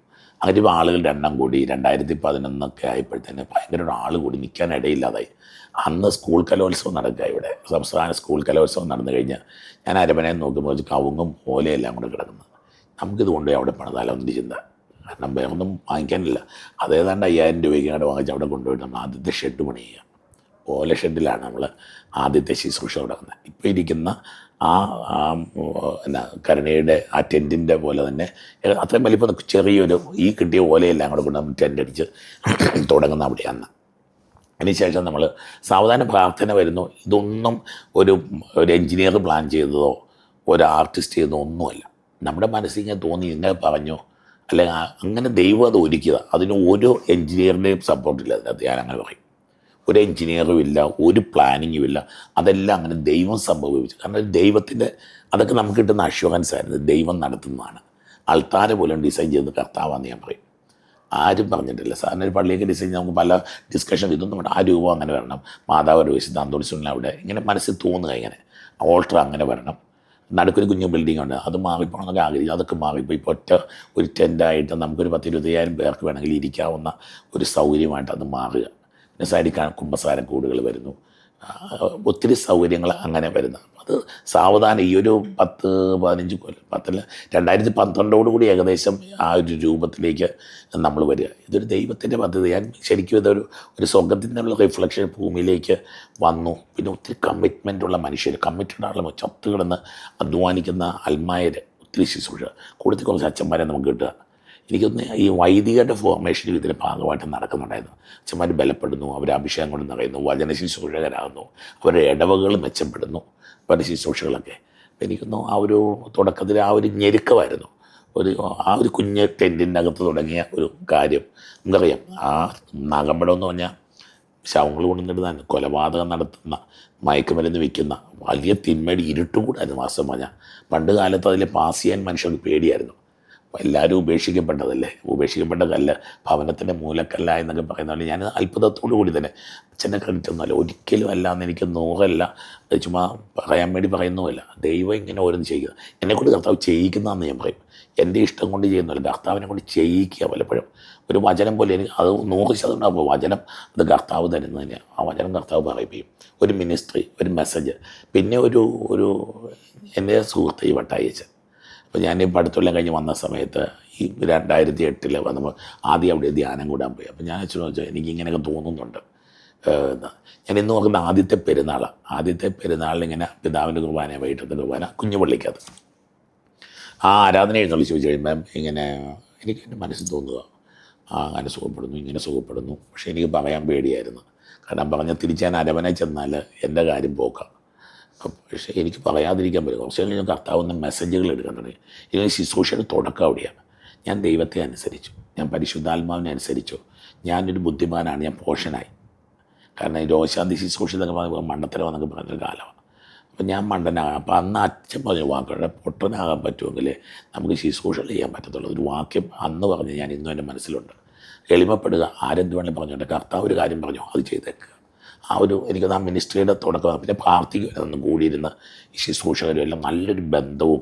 പിന്നെ എത്ര ആളുകളില്ലെന്ന്, പക്ഷേ സാവധാനം ദൈവം ഇങ്ങനെ കൊണ്ടുവന്ന് ഈ ഒരു രീതി എത്തിക്കുകയായിരുന്നു ഇത്. അച്ഛൻ ഇവിടെ എത്ര വർഷമായി സേവനം ചെയ്യുന്നു? പ്രധാന ശുശ്രൂഷകൾ എന്തൊക്കെയാണ്? 2008 8 മാസം ഞാൻ തിരുനാളിനാണ് ജൂൺ മാസം ചാർജ് എടുക്കുന്നത്. പിന്നെ 2024 വരെ 16 വർഷമായിട്ട് അവിടെയുണ്ട്. അന്ന് തുടങ്ങിയ ശുശ്രൂഷകളാണ്. ദിവസവും നമ്മൾ പൊതുവായിട്ട് രാവിലെ ഒരു 4:30 ആകുമ്പോഴത്തേന് ഒരു കൈവെപ്പ് പ്രാർത്ഥന. രാവിലെ വരുന്ന മനുഷ്യരുണ്ട്, ശുശ്രൂഷകർ, ഒരു കൈവെപ്പ് പ്രാർത്ഥന, ഒരു ബ്ലെസ്സിങ് ഉണ്ട്. ആ തീർത്ഥാടന കേന്ദ്രം മുഴുവൻ ബെഞ്ചരിക്കുന്ന ഒരു ശുശ്രൂഷ നമുക്ക് ആദ്യമുള്ളത്. അതിനുശേഷം പിന്നീട് രാവിലെ 6 മണി, 8 മണി, 10 മണി, 12, 2, 5 അത്രയും ശുശ്രൂഷകളാണ് നമുക്ക് അവിടെ ഉള്ളത്. അതേസമയം തന്നെ വിമലഗിരിയിൽ നമ്മൾ രാവിലെ 6 മണിയുടെ ശുശ്രൂഷ ഉണ്ട്, അതും നടക്കുന്നുണ്ട്. അവിടെ പ്രധാനമായിട്ടും നമുക്കുള്ളത് നമ്മൾ ക്രിസ്തു കേന്ദ്രീകത. ഇതൊരു നൊവേനപ്പള്ളി എന്നൊക്കെ എളുപ്പത്തിന് പറയുന്നൊരു പേരെന്നല്ലാതെ ആത്മാവിൽ ഇതൊരു സുവിശേഷവൽക്കരണ സ്ഥലമാണ്. സുവിശേഷം ലോകം മുഴുവൻ കേൾക്കാനുള്ള പാപ്പ അന്നൊക്കെ എൻ്റെ മനസ്സിൽ ഈ സാങ്ച്വറിയെ പറ്റി വന്നപ്പം എൻ്റെ മനസ്സിൽ കയറിയതാണ് ക്രിസ്തുവിനെ പ്രവേശിക്കുക. അന്തോണിസ് പുണ്യാളനെ അല്ല അവിടെ പ്രവേശിക്കുന്നത്. അന്തോണിസ് പുണ്യാളൻ നമുക്കൊരു മധ്യസ്ഥം വഹിക്കുന്ന, ക്രിസ്തുവിനെ അത്രമേൽ സ്നേഹിച്ച, കയ്യിലെടുത്ത, അല്ലെങ്കിൽ പറഞ്ഞ നാവ് പോലും സ്വർഗീയ നാവായി മാറിയ ഒരു പുണ്യാളൻ. നമ്മളതുകൊണ്ട് ഇത് ശരിക്കും ക്രിസ്തു കേന്ദ്രീയം. നമ്മുടെ തീർത്ഥാടന കേന്ദ്രത്തിന് ധൈര്യത്തോടെ നമുക്ക് പറയാൻ പറ്റും അവർ അന്ധവിശ്വാസം കൊണ്ടുവരുന്ന സംഗതിയില്ല. കുർബാനയാണ്. കുർബാന അത് കൃത്യമാണ്, മസ്റ്റാണ്. പിന്നെ ഒരു ലത്തീൻ കുർബാന ഇത്രയും ആഘോഷമായിട്ട് നടക്കുന്ന സ്ഥലം കേരളത്തിലുണ്ടോ എന്ന് എനിക്കറിയില്ല. ഇന്ത്യയിൽ വേളാങ്കണ്ണിയിലൊക്കെ ഉണ്ടാവും. ഇത്രയും നന്നായിട്ട് ആളുകളെല്ലാം എല്ലാ സഭകളിലും പെട്ടവർ, റീത്തുകളിൽപ്പെട്ടവർ, മതത്തിൽപ്പെട്ടവർ ഒന്നിച്ച് പരിശുദ്ധം പാടുന്നു, ലോകത്തിൻ പാവങ്ങൾ പാടുന്നു, ആ പ്രാർത്ഥനകൾക്ക് ഉത്തരം പറയുന്ന, നമ്മൾ ലിറ്റർജിക്കലാണ് ശരിക്കും അത്. നമ്മൾ ലിറ്റർജി പോലും പഠിപ്പിച്ചു കൊടുക്കുന്ന ഒരു സ്ഥലമാണ് ശരിക്കും. ഒരു കാറ്റക്കിസോ എല്ലാം കൂടെ ഉൾപ്പെടുന്ന കുർബാന വാസമന അങ്ങനെ പോകും. ഒന്നാമത്തത് കുർബാന കഴിഞ്ഞാൽ ഉടനെ നമ്മൾ വചനപ്രഘോഷണം, ശരിക്കും സുവിശേഷം പ്രസംഗിക്കുക. ഈശോയുടെ കൽപ്പന അതിന് നിങ്ങൾ ലോകമെങ്ങുമ്പോൾ സകല സൃഷ്ടികളോടും സുവിശേഷം പ്രസംഗിക്കുവാൻ. എനിക്ക് തോന്നുന്നു അവിടെ ഒത്തിരി അത്ഭുതങ്ങൾ നടക്കുമെന്നൊക്കെ പറഞ്ഞു. എനിക്ക് പലപ്പോഴും ആളുകൾ എന്നോട് അത്ഭുതത്തെ പറ്റി അച്ഛൻ പറഞ്ഞു വചനം എന്നാണ് പറയുന്ന ആളുകൾ. ഞങ്ങൾ ആ വചനം കേട്ടു, ആ വചനം കേൾക്കാൻ വേണ്ടി വരുന്നു, അതുകൊണ്ട് ഞങ്ങൾ ജീവിക്കുന്നു. ഞങ്ങൾ ഈ വചനം കൊണ്ട് ഒരാഴ്ച പിടിച്ചു നിൽക്കുന്നത്. പ്രത്യേകിച്ചൊന്നുമില്ല, വലിയ ജ്ഞാനിയൊന്നും അല്ല എന്ന് എനിക്കറിയാം. ബൈബിളിൽ ഡോക്ടറേറ്റൊക്കെ ഉണ്ട് എന്ന് പറഞ്ഞാലും ജ്ഞാനിയൊന്നുമല്ല നിൽക്കുക. പക്ഷേ ദൈവവചനത്തിൻ്റെ പ്രത്യേകത തോന്നാറുണ്ട്. ഈ വചനം പെട്ടെന്ന് ഉള്ളിൽ സംസാരിക്കുന്ന ഒരു അനുഭവമുണ്ട്. ഈ കരിസ്മാറ്റിക് ഇതിലൊക്കെ പറയുന്ന പോലെ നമ്മളൊരു വചനം നമുക്ക് ജസ്റ്റ് വായിച്ച് വ്യാഖ്യാനിക്കാം. ഒരു ബാക്ക്ഗ്രൗണ്ടിൽ നിന്നൊരു ഹിസ്റ്റോറിക്കൽ എന്ന് പറയും. നമ്മൾ പറയുന്ന വേറൊരു വാക്ക് റേമ എന്ന് പറഞ്ഞൊരു വാക്കുണ്ട്. അതൊരു ഉള്ളിൽ നിന്നും കത്തുന്നൊരു തീയ, അതൊരു വെളിപാടാണ്, വെളിപ്പെടുത്തലാണ്. വചനത്തിൻ്റെ ഒരു വെളിപ്പെടുത്തലുണ്ട്. ഇന്ന് കൂടുതലും ആ ഒരു വചനം ഭാഗം നമ്മുടെ ശുശ്രൂഷയുടെ പ്രത്യേകത അതാണെന്ന് തോന്നും. അപ്പോൾ വചന ശുശ്രൂഷ അത് ചിലപ്പോൾ അരമണിക്കൂർ 3/4 മണിക്കൂറൊക്കെ പോലും ആ വചന ശുശ്രൂഷ പോകും. അനുഭവം പറഞ്ഞാൽ ഈ പ്രസംഗത്തിന് ഒരിക്കലും ആരും എഴുന്നേറ്റ് പോയിട്ടില്ല. ആ വചനം കേട്ടിട്ടേ പോകത്തുള്ളൂ. വചനത്തിൻ്റെ പ്രത്യേകത ഞാൻ പറയുന്ന പ്രത്യേകത വചനത്തിൻ്റെ പ്രത്യേകത ഉണ്ട്. അത് ഇപ്പം കേരളത്തിലെ ഏറ്റവും വലിയ പത്രസ്ഥാപനത്തിൻ്റെ അധികാരി ഒരിക്കൽ എന്നോട് പറഞ്ഞു, ഞാനവിടെ വരാൻ കൊണ്ടിച്ചു. പിന്നെ ഒരു ഇംഗ്ലീഷ് ഒരു ദിനപത്രത്തിൻ്റെ ഒരാൾ, അയാൾ പറഞ്ഞു ഞാൻ എൻ്റെ 6 ദിവസത്തെ എഴുതുന്ന അവിടെ വന്ന് ഒരു ദിവസം കേട്ടിട്ടാണ്. നമ്മൾ പറയുന്ന കാര്യം ദാറ്റ് ഇൻസ്പയേഴ്സ് ദം. അപ്പോൾ ദൈവവചനം എപ്പോഴും ഇങ്ങനെ കത്തുന്ന പടരുന്നൊരു വചനമല്ലേ. രണ്ടാമത്തെ ദൈവവചന, എനിക്കൊന്ന് ഞാൻ ഒരുപാട് ഇൻസിസ്റ്റൻസ് കൊടുക്കുന്നൊരു കാര്യം ദൈവവചന. അതിനുശേഷം നമുക്ക് മൂന്നാമത് നൊവേനയാണ്. നൊവേന വളരെ ക്രിസ്റ്റലോജിക്കൽ നൊവേനയാണ്, ക്രിസ്തു കേന്ദ്രീകൃത നൊവേന. കയ്യിലിരിക്കുന്ന ഈശോ, അല്ലെ ഈശോ ചെയ്യട്ടെ, ഈശോയോട് പറയണേ, അല്ലെ ഈശോ ഒരുപാട് നിന്നെ സ്നേഹിച്ചതല്ലേ, ആ സ്നേഹം ഞങ്ങൾക്കും വാങ്ങിച്ചാൽ, അങ്ങനെ ഒരു ക്രിസ്റ്റലോജിക്കൽ ആസ്പെക്റ്റാണ് അതിന്. അതുകൊണ്ട് ആദ്യത്തെ തന്നെ പാട്ടുമൊക്കെ എന്ന് പറഞ്ഞാൽ ദൈവത്തെ വാഴ്ത്തുന്ന പാട്ടൊക്കെ. അതിൻ്റെ ഇതെന്ന് വെച്ചാൽ ഈ പാട്ടുകൾ മനുഷ്യന് മുഴുവൻ പാടിക്കൊണ്ട് നടക്കുക. ജീവിതത്തിൻ്റെ ഒരു പ്രതിസന്ധി വരെ ഈ പാട്ട് പാടുക. സങ്കടത്തിൽ പാടാനുള്ള അല്ലെ പള്ളി പാടാനുള്ള പാട്ടൊന്നും അല്ല ഇത്. ഇതൊക്കെ അവരുടെ ജീവിതത്തിൽ അവർ പാടിയെന്ന് പറയുന്നത് നമ്മുടെ കണ്ണ് പറയും. കാരണം അവർ ഹിന്ദു ഒരു സർജറിക്ക് വിധേയമാകുമ്പോഴത്തേന് അവർ ഈ പാട്ട് പാടിക്കൊണ്ടാണ് ഞാൻ കിടന്നതെന്നൊക്കെ പറഞ്ഞു. നമ്മൾ ഞെട്ടിപ്പോയത്. കാരണം ഇതൊരു ദൈവാനുഭവമായിട്ട് മനുഷ്യരുടെ മനസ്സിലേക്ക് ഇങ്ങനെ അലിഞ്ഞു ചേരുക. നൊവേന അതാണ്. നൊവേനയുടെ ഇടയ്ക്കാണ് ഈ മക്കൾക്കിടെ അനുഭവങ്ങൾ ഏറ്റവും ലേറ്റസ്റ്റ് ഇന്നലത്തതൊക്കെ ഞെട്ടിക്കുന്നതാണ്. ഒരു ഹൈന്ദവ സഹോദരി പറഞ്ഞ സാക്ഷ്യത്തിൽ അവർ പറഞ്ഞത് ഇങ്ങനെയാണ്, അവരുടെ ഭർത്താവ് വീണു, ഹോസ്പിറ്റലിലെത്തി കഴിഞ്ഞ് എനിക്കത് ലിവർ അഫക്റ്റഡോ മറ്റാണ്, ആൾ മരിച്ചു എന്ന് പറഞ്ഞു. അറിയിക്കാനുള്ളവർ അറിയിച്ചോളാൻ പറഞ്ഞു. ഈ സ്ത്രീ അവിടെ മുട്ടുകുത്തി എന്ന് പറയുക, എനിക്ക് ഈശോയെ എൻ്റെ ഭർത്താവിനെ ജീവനോടെ എനിക്ക് കൊണ്ടുപോകണം, പുണ്യാള നീ എന്നെ കൈവിടല്ല. അപ്പോൾ അങ്ങനെ മോൺഗാമ സ്കൂളിൽ പഠിക്കുന്നൊരു കുട്ടി വന്നിട്ട് ആ സമയത്ത് ഇവരുടെ കൂട്ടുകാരൻ്റെ മോളോ മറ്റോ, അവൾ ക്രിസ്ത്യാനി പെണ്ണാണ്. അവൾ ചെന്നിട്ട് പറഞ്ഞു അമ്മ വിഷമിക്കൊന്നും വേണ്ട, അപ്പൻ എഴുന്നേറ്റ് വരും. ഇവർ പറയും, ഈ പെൺകുട്ടി പറഞ്ഞ് ഇവരുടെ മനസ്സിലങ്ങോട്ട് വല്ലാതെ കയറുക. അവർ പ്രാർത്ഥിച്ച് ചുരുക്കം പറഞ്ഞാൽ അയാൾ തിരിച്ച് വീട്ടിലെത്തി. മരിച്ച ആൾ എഴുന്നേറ്റൊരു സംഭവമായി പറഞ്ഞുകൊണ്ടിരിക്കണേ. അവർ ഈ പള്ളി വന്ന് കരഞ്ഞ് ഇത് അനുഭവം, അല്ലാതെ ഒരു ഉണ്ടാക്കി എനിക്കിവരൊന്നും പരിചയമില്ല. ഇവർ വന്ന് സ്പോണ്ടേനിയസാണ് ആയിട്ട് പറയുന്ന, എഴുതി തരണം സാക്ഷ്യം, പിന്നെ ഫോൺ നമ്പരൊക്കെ തരണം. കാരണം ക്രെഡിബിളാണല്ലോ, ഈ ആളുണ്ടോ എന്താണെന്നുള്ള കൃത്യം അറിയണമല്ലോ. അങ്ങനത്തെ സാക്ഷ്യങ്ങൾ, ഈ സാക്ഷ്യങ്ങളൊക്കെ എനിക്കൊന്ന് സുവിശേഷത്തിൻ്റെ പേജുകളിൽ നമ്മൾ കാണുന്ന സാക്ഷ്യം പോലെയാണ് പലപ്പോഴും നമുക്ക് തോന്നും. നമുക്ക് ചിലപ്പോൾ കരയാൻ തോന്നും, ചിലപ്പോൾ നമ്മുടെ വിശ്വാസം വർദ്ധിക്കുന്ന ഈ സാക്ഷ്യങ്ങൾ. അല്ല ചുമ്മാ അവിടെ അത് ചെയ്തു അതല്ല. ക്രിസ്തു really what happen in their lives, ആ ഒരു സംഭവമാണ് സാക്ഷ്യങ്ങൾ. അത് ക്യൂ നിൽക്കുക, അവർക്കെല്ലാം പിണക്കുക, എല്ലാവർക്കും സമയം കൊടുക്കാൻ നമുക്ക് പറ്റില്ല. പിന്നെ നമ്മൾ യൂട്യൂബിൽ അത് കൊടുക്കുന്നുണ്ടല്ലോ. പിന്നെ അതിന് ശേഷമാണ് ദിവ്യകാരുണ്യം. അറിയില്ല അതെന്നാന്നുള്ള സ്വർഗം ഇറങ്ങി വരുന്നു. വെളിപാടിൻ്റെ പുസ്തകം പറയുന്ന പോലെ സ്വർഗം. ഞാനിപ്പം ആഹരണം ചെയ്യുന്ന ആൾക്കാരെന്ന് നോർമൽ കേസിൽ റിപ്പറ്റേഷൻ അല്ല നമ്മൾ മടുപ്പിക്കും. ഇത് നമുക്ക് വീണ്ടും വീണ്ടും ഒരു ആനന്ദമോ അഭിഷേകമോ ഒരു ശക്തിയോ. ക്രിസ്തു യഥാർത്ഥത്തിൽ ജീവിക്കുന്നു. ഇത് മനുഷ്യർക്ക് മുഴുവൻ ഫീൽ ചെയ്യുക. കുർബാന എന്നാണെന്നറിയാത്തവരൊക്കെ ചിലർ പറയും ഞങ്ങളിങ്ങനെ പിടിച്ചു. അന്ന് ഞങ്ങൾ അറിയാതെ കരഞ്ഞു. എന്തിനാ കരഞ്ഞെന്ന് അറിയത്തില്ല. കൈ ഒരിക്കലും അന്ന് അറിയാതെ കൈ പൊക്കി. ഞങ്ങൾ അറിയാതെ ഈശോയെ നോക്കി കൈ നീട്ടി കരഞ്ഞു. യേശുവേ എന്ന് വിളിച്ചു. അപ്പോൾ അതുമൊക്കെ എനിക്കൊന്നൊരു സുവിശേഷം ഇങ്ങനെ വി സ്മെൽ ഗോസ്പൽ ദെയർ അല്ലെ, സുവിശേഷം മണക്കുന്ന, സുവിശേഷം തൊടുന്ന, സുവിശേഷം കാണുന്ന. മരിച്ചവനെ ഉയർപ്പിച്ചു. ഇതേ നിൽക്കുന്ന മുമ്പിൽ ഒരാൾ നിൽക്കി പറയുകയാണ് എൻ്റെ ഭർത്താവിനെ ഉയർപ്പിച്ച കർത്താവ്. അല്ലെങ്കിൽ ജീവിതത്തിൽ ദുരന്തങ്ങളിൽ എനിക്ക് തോന്നുന്നു ആത്മഹത്യ ചെയ്യാൻ വന്ന ഒരുപാട് പേര്. അതെൻ്റെ മനസ്സിൽ സ്ട്രൈക്ക് ചെയ്തത്. അതില്ലാതെ ഞങ്ങൾ മരിച്ചേനെ എന്ന് പറഞ്ഞ് എത്രയോ പേര് വന്ന് മുമ്പ് നിൽക്കുന്നു. പുതിയ കടബാധ്യതകൾ, സാമ്പത്തിക ബുദ്ധിമുട്ടുള്ള മനുഷ്യനെ ഏറ്റവും കൂടുതൽ ഞെരുക്കുന്നത് കോടിക്കണക്കിന് രൂപയുടെ ബാധ്യതമായിട്ട് വന്ന് പ്രാർത്ഥിച്ച് ഒറ്റ ദിവസം കൊണ്ട് നടക്കുന്ന മന്നവേദമൊന്നുമല്ല. പക്ഷെ ദിവസങ്ങൾ കൊണ്ട് അവൻ്റെ മനസ്സിനെയും ജീവിതത്തിൽ ദൈവം ഒരുക്കുന്നു. അവർ കുമ്പസാരിക്കുന്നു. ഏറ്റവും വലിയ എനിക്ക് തോന്നുന്ന മറ്റൊരു അത്ഭുതം അവിടുത്തെ കുമ്പസാരമാണ്. എത്ര രാവിലെ മുതൽ അച്ഛന്മാർ, നമ്മുടെ ജസ്റ്റച്ചൻ, നമ്മളെ സഹായി ജസ്റ്റച്ചൻ രാവിലെ 4:45 കുമ്പസാരക്കൂട്ടി കയറുന്ന. അദ്ദേഹം തിരിച്ചിറങ്ങുന്നത് 9:15. ഞാനൊന്നും അല്ല അടുത്ത ഏറ്റവും വലിയ ശുശ്രൂഷകൻ, അങ്ങേരൊക്കെ അവിടുത്തെ ഏറ്റവും വലിയ ശുശ്രൂഷകൻ. രാവിലെ മുതൽ കുമ്പസാരക്കൂട്ടിൽ നിന്നിങ്ങനെ ആയിരങ്ങളെ കുമ്പസാരിപ്പിച്ചു കൊടുക്കുക. നമ്മൾ കേട്ടിട്ടുണ്ട് വ്യാനി പുണ്യാളിനൊക്കെ ഇരുന്ന് നമ്മുടെ വലിയച്ഛന്മാർ. ഇപ്പോൾ അത്രയില്ല. നേരത്തെ തള്ളകത്തുള്ള വലിയച്ഛന്മാർ രാവിലെ വന്ന് ഒരു 7 മണിക്ക് കയറിയാൽ അവർ വൈകിട്ട് 5 മണി വരെ ഒറ്റ ഇരിപ്പാണ്. ഒന്നാലോചിച്ചു, അത്രയും മണിക്കൂറുകൾ ഈ റിട്ടയർ ചെയ്ത വൈദികരിരിക്കുക. ഈ അച്ഛന്മാർക്കൊന്നും മടുപ്പില്ല, അവർക്കൊരു ആവേശമായി ഇതെല്ലാം കുമ്പസാരം. പിന്നെ ആളുകൾക്ക് കുമ്പസാരിക്കാനുള്ള സ്ഥലവും ഒരു കുമ്പസാരത്തിൻ്റെ അഭിഷേകമുണ്ട്. കുമ്പസാരത്തിന് ആ അനോയിൻറ്റിങ് അവിടെ കിട്ടുന്നുണ്ട്. പിന്നെ നമുക്ക് പൊതുവായിട്ട് അവിടെ ചെയ്യുന്ന കാര്യങ്ങൾ, ആളുകൾ വന്നാൽ സാധാരണ ചെയ്യുന്നത് അവർ തിരി കത്തിക്കുക എന്നുള്ളത്. തിരി പ്രാർത്ഥനയുടെ അടയാളം. എൻ്റെ വേദനയും എൻ്റെ സങ്കടവും ദൈവം ഞാൻ നിൻ്റെ മുമ്പിൽ കത്തിച്ച് വെക്കുക. മാലയിടുന്നതും എൻ്റെ നിയോഗം നിന്നെ ഞാൻ ഏൽപ്പിക്കുന്നു. അവിടുത്തെ ഒരു പ്രത്യേക രീതിയാണ്. മാലയിടുമ്പം 10 നിയോഗം 10 മാലയിടുക, അങ്ങനെയൊക്കെ നമ്മളൊന്നും പറഞ്ഞിട്ടുള്ളതല്ല. ഇതൊന്നും നമ്മൾ കൊടുത്ത ഇൻസ്ട്രക്ഷനില്ല. പിന്നെ എന്താ പറയുന്നത്, പിന്നെ ബണ്ണ് വാങ്ങിക്കുന്നത്, ബണ്ണ് നമ്മൾ കൊടുക്കുമായിരുന്നു. പക്ഷേ അതിനൊക്കെ അവരൊരു അപ്പുറത്തുള്ള ഒരു കാഴ്ചപ്പാട്. ഇങ്ങനെ പുണ്യാള തീർത്ഥാടന ചെയ്ത് വിശുദ്ധ അന്തോനീസിന് തിരിശേഷിപ്പുണ്ട്. ഫസ്റ്റ് ക്ലാസ് കളിക്കുക. അതിൽ എഴുതി വെച്ചിട്ടുണ്ട് പാർട്ട് ഓഫ് ഇത് പറയുന്ന ഒരു അസ്ഥിയുടെ, കൈ അസ്ഥിയുടെ ഒരു ഇതാണ്. അത് എഴുതി വെച്ചിട്ടുണ്ട്. അത് ഒരു വലിയ സംഭവം. അപ്പോൾ അങ്ങനത്തെ ഒരു തിരിശേഷി മറ്റുള്ളതും കാണാം. അതുകൊണ്ടായിരിക്കാം അവിടെ ഈ അത്ഭുതങ്ങളും ഒക്കെ ഇത്രയും വരുന്നത്. അപ്പം മെയിനായിട്ട് ഇതാണ് വൈകുന്നേരം വരെ. പിന്നെ അച്ഛന്മാർ ഒരു 30-40 വൈദികരവിടെ ശുശ്രൂഷ നമുക്ക് കാണാമല്ലോ. ഈശ്വരൻ കൈവച്ച് പ്രാർത്ഥിക്കുക. അത്ര എളുപ്പമുള്ള കാര്യം. ഈ കൈ വൈകിട്ട് ചെന്ന് പലരും തൈലമിട്ട് ചൂട് പിടിച്ചാണ് ഈ കൈ ശരിയാക്കുന്നത്. കാരണം ഇങ്ങനെ കൈ നമ്മൾ നീട്ടിപ്പിടിക്കുന്ന അത്ര എളുപ്പമുള്ളൊരു പരിപാടിയല്ല. പക്ഷേ ഈ അച്ഛന്മാർ പറഞ്ഞൊരു കാര്യമാണ്, അവർ ബലപ്പെടുക. ഇത് അവരഭിഷേകം പ്രാപിക്കുന്നു.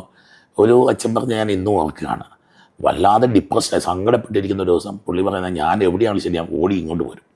ഇവിടെ വന്ന് കുറച്ച് നേരം കുമ്പസാരിപ്പിക്കും. മനുഷ്യൻ്റെ വേദനയുണ്ട്. കൈവച്ച് കഴിയുമ്പം ഈ വേദനകൾ കേൾക്കുമ്പോൾ നമ്മുടെയൊക്കെ വേദന ഉരുകിപ്പോകും. അച്ഛന്മാർ ദേ ആർ പ്യൂരിഫൈഡ്. അച്ഛന്മാർ വിശുദ്ധീകരിക്കപ്പെടുകയും ശക്തീകരിക്കപ്പെടുകയും അഭിഷേകം പ്രാപിക്കുകയും ചെയ്യുന്ന ഒരു കാഴ്ച അവിടെ കാണാൻ പറ്റും. ഇത് പുണ്യാളുടെ പള്ളിയിലെ പ്രധാനപ്പെട്ട രാവിലെ വരുന്ന ശുശ്രൂഷകർ, അതൊക്കെ ഭയങ്കര അത്ഭുതമാണ്. 3 മണിയോടുകൂടി എത്തുന്ന ശുശ്രൂഷകർ മടങ്ങിപ്പോകുന്ന 12 മണിക്കാണ്. രാത്രി 12 മണിക്ക്, 11 മണി 12 മണിക്ക്. ഒരു പേയ്മെൻറ്റും ഇല്ല, റെമ്യൂണറേഷൻ ഇല്ല. വേണമെങ്കിൽ ഒരു ചായ കിട്ടും, അല്ലെങ്കിൽ ഉച്ചയ്ക്ക് കഞ്ഞിയും പേറിച്ചിരി അന്ന് കൊടുക്കുന്നുണ്ട് ഉച്ചയ്ക്ക് ശുശ്രൂഷകർക്ക്. ഇതുമായിട്ട് ഈ മനുഷ്യർ, അതിലും വലിയ തമാശ എന്ന് പറഞ്ഞാൽ ഇതിനകത്ത് എല്ലാം ഉണ്ട്. സുറിയാനി, എത്തി, മലങ്കര, മർത്തോമ, യാക്കോബ, ഓർത്തഡോക്സ്, CSI, പെന്തക്കോസ്ത്, ഹിന്ദു, മുസ്ലിം. അതായത് കർത്താവ് സ്വന്തം സകല ജാതികളുടെ മേലും എൻ്റെ ആത്മാവിനെ ഞാൻ വർഷിക്കും. ജോയലിൻ്റെ പുസ്തകത്തിൽ പറയുന്നില്ല, ഈ സംഭവമാണ്. അവിടെ നാളുകളായിട്ട് വെള്ളം ചൂടാക്കി കൊടുക്കുന്ന ചേച്ചി ഒരു ഹൈന്ദവ സഹോദരിയാണ്. ആ ചൂടാക്കുക, അവരുടെ മിനിസ്റ്ററി അതാ. ഈ തീക്കകത്തുനിന്ന് വെള്ളം ചൂടാക്കി കൊടുക്കുക. ചൊവ്വാഴ്ച ജോലിയുള്ളതാണ്. ആ ജോലി വേണ്ട എനിക്ക്, ഇന്ന് ശമ്പളം വേണ്ട, എനിക്ക് നിങ്ങൾ അവധി തന്നാൽ മതി. വർഷങ്ങളായിട്ട് അവധിയെടുത്ത് വന്ന് ചെയ്യുന്ന ഒത്തിരി ശുശ്രൂഷകരുണ്ട്. അവർ മാത്രമല്ല. പക്ഷേ ഈ തീക്കകത്തൊക്കെ നിൽക്കുന്ന ഈ മനുഷ്യർ, അവരൊക്കെ നമ്മളെ അത്ഭുതപ്പെടുത്തിക്കൊണ്ടിരിക്കുക. ഈ ജീവിതങ്ങളായിരിക്കും ഒന്ന് അവിടുത്തെ ഏറ്റവും വലിയ സാക്ഷ്യങ്ങളും ഏറ്റവും വലിയ പ്രാർത്ഥനാനുഭവമൊക്കെ. അതാണ് മെയിനായിട്ട് അവിടെ നടക്കുന്ന സംഭവങ്ങൾ. പക്ഷേ അച്ഛൻ്റെ ഈ ദൗത്യ നിർവഹണത്തിൽ പിതാക്കന്മാർക്ക് വലിയ പങ്കുണ്ടല്ലോ, അതിനെക്കുറിച്ച് എന്ത് പറയുന്നു? തീർച്ചയായിട്ടും പിതാക്കന്മാർക്ക് വലിയ പങ്കുണ്ട്. സ്വാശ്യം പിതാവ്, ഞാൻ അത്ഭുതം പോലെ ചിന്തിക്കുക. എല്ലാ തിങ്കളാഴ്ചകളിലും നിർബന്ധ ബുദ്ധിയോടുകൂടി വൈകുന്നേരങ്ങളിൽ പുണ്യാളച്ചൻ്റെ പള്ളിയിൽ പോയി മുട്ടേക്കുത്തി നിന്ന് പ്രാർത്ഥിച്ച് പുണ്യാളിനെയും തൊട്ടുമുത്തി മാതാവിനെയും തൊട്ടുമുത്തി ആ സ്ഥലത്തെ ആശീർവദിച്ച് വരുന്ന പിതാവ് ഒരു അത്ഭുതം തന്നെ. അത്ര വലിയ ശ്രദ്ധ എല്ലാ തിങ്കളാഴ്ചയും റെഗുലറായിട്ട് പിതാവ് ചെയ്യുന്നൊരു കാര്യമാണ് അത് മാറുക. അതുപോലെ തന്നെ തിങ്കളാഴ്ചകളിൽ നാട്ടിലുള്ളപ്പം ഞാൻ അവിടെ പോയി ബ്ലെസ്സിങ് വാങ്ങിക്കുക. പിതാവിൻ്റെ ബ്ലെസ്സിങ്ങിൽ ആ ശുശ്രൂഷയ്ക്ക് കയറാറില്ല. ആ പള്ളി അവിടെ പണിത് സെബാസ്റ്റ്യൻ പിതാവ്. പീറ്റർ പിതാവിൻ്റെ കാലത്ത് സെബാസ്റ്റ്യൻ പിതാവ് VG ആയിരുന്ന സമയത്ത് പണിത പള്ളിയാണ്.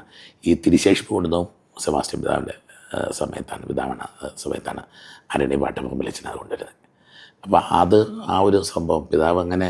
പിന്നെ വിദേശത്താണെങ്കിലും ഒരു ലൈൻ ഒരു ബ്ലെസ്സിങ് ഫോണിലൂടെ അല്ലെങ്കിൽ ഒരു മെസ്സേജിലൂടെ ഇട്ടിരിക്കും. ഇപ്പോൾ ഈ കഴിഞ്ഞ ദിവസമാണല്ലോ അമേരിക്കയിൽ പോയിരുന്നു, വെളുപ്പിന് നെടുമ്പാശ്ശേരി ലാൻഡ് ചെയ്യുമ്പോഴും ഒരു മെസ്സേജ് ഇട്ടിരിക്കുകയാണ്, I'm praying for you, I'm blessing you എന്നൊക്കെ പറഞ്ഞൊരു ബ്ലെസ്സിങ്. ആ പിതാവിൻ്റെ ഒരിത് 100% ഒരു ഇടവക വികാരി അല്ലെങ്കിൽ ഒരു ഇടവക വൈദികനെ സംബന്ധിച്ച് പിതാവിൻ്റെ ആശീർവാദവും പിതാവിൻ്റെ ബന്ധവും പ്രധാനപ്പെട്ടതാണ് നിൽക്കുന്നത്. അത് ഇല്ലെങ്കിൽ മരത്തെ ശാഖ അല്ല തായ്തടിയോട് ചേർന്ന് നിൽക്കുന്നത് പറയുന്നത് ഒരു മെത്രാനും പുരോഹിതനും തമ്മിലുള്ള ബന്ധം എൻ്റെ കൊച്ചുനാൾ പൗരോഹിത്യ നാൾ മുതൽ ഞാൻ ബോധ്യപ്പെട്ടിട്ടുള്ള അനുഭവിച്ചിട്ടുള്ള ഒരു യാഥാർത്ഥ്യമാണ്. അപ്പോൾ പിതാവ് ഒരുപാട് താല്പര്യത്തോടെ അതെടുക്കുന്നുണ്ട്. പിതാവിൻ്റെ വളരെ ഫസ്റ്റ് കൺസേണാണ്. എനിക്കൊന്ന് ചൊവ്വാഴ്ചകൾ എവിടെയായാലും പിതാവ് ഇതിനുവേണ്ടി വളരെയധികം പ്രാർത്ഥിക്കാറുണ്ട്, ഓർക്കാറുണ്ട്. പിന്നെ എല്ലാവരും ചോദിക്കുന്നത് എങ്ങനെ ഉണ്ടായിരുന്നു, എങ്ങനെയായിരുന്നു, എല്ലാവരോടും അഭിപ്രായം ചോദിക്കുകയൊക്കെ ചെയ്ത് അതിൻ്റെ നന്മയ്ക്ക് വേണ്ടി ഒരുപാട് ചിന്തിക്കുകയും ആഗ്രഹിക്കുകയും ചെയ്യും. പിന്നെ ഒത്തിരി വളർത്തുകയും ചെയ്യുന്ന ഒരു അനുഭവം. ബിഷപ്പിൻ്റെ സപ്പോർട്ടിൽ നമുക്ക് മുന്നോട്ട് പോകാൻ പറ്റില്ല. അപ്പോൾ പിതാവ് ശരിക്കും അതിനെ ഒരു ഡിവൈൻ ഇൻ്റർവെൻഷൻ പോലെ കണ്ട് പിതാവ് അതിനെ ചെയ്യുന്നുണ്ട്. ഞാൻ പെട്ടെന്ന് പീറ്റർ പിതാവിനെ ഓർത്തത്. പീറ്റർ പിതാവ് മരിക്കുന്നതിന് മുമ്പ് ഒരു വൈകുന്നേരം അവിടെ വന്നു. അപ്പം ഞാൻ വിളിച്ചു പിതാവിന് കൊതിയായി. അപ്പോൾ ആളുകളൊക്കെ വന്നു തുടങ്ങുന്ന ആ സമയമാണ്. ഈ 2008 ഞാൻ വന്നു കയറി, അത് കഴിഞ്ഞിട്ടുള്ള സമയം. അപ്പോൾ പിതാവ് ഒരു ദിവസം വന്നിട്ട് നടക്കാനൊന്നും വയ്യ, പിടിച്ചുകൊണ്ടുവന്നു. എനിക്ക് ആഗ്രഹം തോന്നി കൊണ്ടുവന്നു. ഒരു ദിവ്യകാരനെ ബ്ലെസ്സിങ് കൊടുത്തിട്ട് എനിക്ക് 2 വാക്ക് പ്രസംഗിക്കണമെന്ന് പറഞ്ഞു. പ്രസംഗനാണ് പിതാവ് പറഞ്ഞു, ഇത് സകല ജനത്തിനും വേണ്ടിയിട്ടുള്ള ആലയമാണ്, ഇവിടെ ആരുടെയും സ്വന്തമല്ല, ഇത് ദൈവത്തിൻ്റെ സ്വന്തവും ഇത് ദൈവജനത്തിൻ്റെ സ്വന്തവുമാണ് ഈ പള്ളി. തിരുവതയുടെ പള്ളിയല്ല, ഇത് സകലരുടെയും പള്ളിയാണെന്ന് പിതാവ് ഒരു ആഹ്വാനം നടത്തിയതും പിതാവ് ആശീർവദിച്ചതൊക്കെ ഞാൻ ഓർക്കുക. പിന്നെ ഇപ്പം കേരള സഭയിലാണെങ്കിലും പലർക്കും അറിയാം ഇതിനെപ്പറ്റി. എനിക്കൊരുപാട് ഇപ്പം ജോയി കളത്തിൽ പിതാവ് ഒരുപാട് സ്നേഹത്തോടെ ഇതിനെ കാണുകയും ഇതിനെപ്പറ്റി അന്വേഷിച്ച് എപ്പം കണ്ടാലും പ്രാർത്ഥിക്കുകയും പിന്നെ പിതാവ് 1-2 പ്രോഗ്രാമിന് തന്നെ അവിടെ വിളിക്കുകയൊക്കെ ചെയ്ത് ഒരു സംഭവം ഉണ്ടായിട്ടുണ്ട്. പിന്നെ പിന്നെ എൻ്റെ മനസ്സിലേക്ക് പെട്ടെന്ന് വരുന്ന ക്ലെയിംസ് ബാവയാണ്. ക്ലെയിംസ് ബാവ വന്നിട്ടുണ്ട് ഇവിടെ. ക്ലെയിംസ് ബാവയുടെ കുടുംബാംഗങ്ങൾ ഇവിടെ വരുന്നത്. ബാവയ്ക്ക് ഭയങ്കര സ്നേഹവും സന്തോഷവും ഇത്. അങ്ങനെ വലിയൊരു എന്നെ എപ്പോഴും എൻകറേജ് ചെയ്ത് ഒത്തിരി വളർത്തുന്ന ഒന്നാണ്. പിന്നെ ആലഞ്ചേരി പിതാവ് വന്നിട്ടുണ്ട്, ഗാർദിനാൾ ആലഞ്ചേരി പിതാവ്. അപ്പോൾ ഇവരുടെയൊക്കെ വലിയ സപ്പോർട്ട്. പിന്നെ അലക്സ് വടക്കന്തല പിതാവ് വളരെ സ്നേഹത്തോടു കൂടി കാണുകയും പ്രാർത്ഥിക്കുകയൊക്കെ ചെയ്യുന്ന പിതാവാണ്. അങ്ങനെ കുറച്ചധികം പിതാക്കന്മാർ നമ്മുടെ ചുറ്റുപാടുമുള്ള പിതാക്കന്മാരെല്ലാവരും തന്നെ തറയിൽ പിതാവ്, ചങ്ങനാശ്ശേരി തറയിൽ പിതാവ് വലിയ സ്നേഹത്തോടെ കാണുകയും അനുഗ്രഹിക്കുകയും ചെയ്ത പെരുന്തോട്ടം പിതാവായിരുന്നു. പൗത്തി പിതാവ് ഇത് റെക്കോർഡ് ചെയ്യണമെങ്കിൽ ചെയ്താൽ മതി, ഇല്ലെങ്കിലും എനിക്ക് കുഴപ്പമില്ല. പൗത്തി പിതാവ് പറയുന്ന ഇതിനെതിരായിരുന്നു പിതാവ് വാസ്തവത്തിൽ ആദ്യമൊക്കെ. പക്ഷേ പിതാവ് അത് കഴിഞ്ഞ ഒരു ദിവസം എന്നോട് പറഞ്ഞു, അത് ചെയ്യണോ വെച്ചോ എന്ന് പറഞ്ഞു.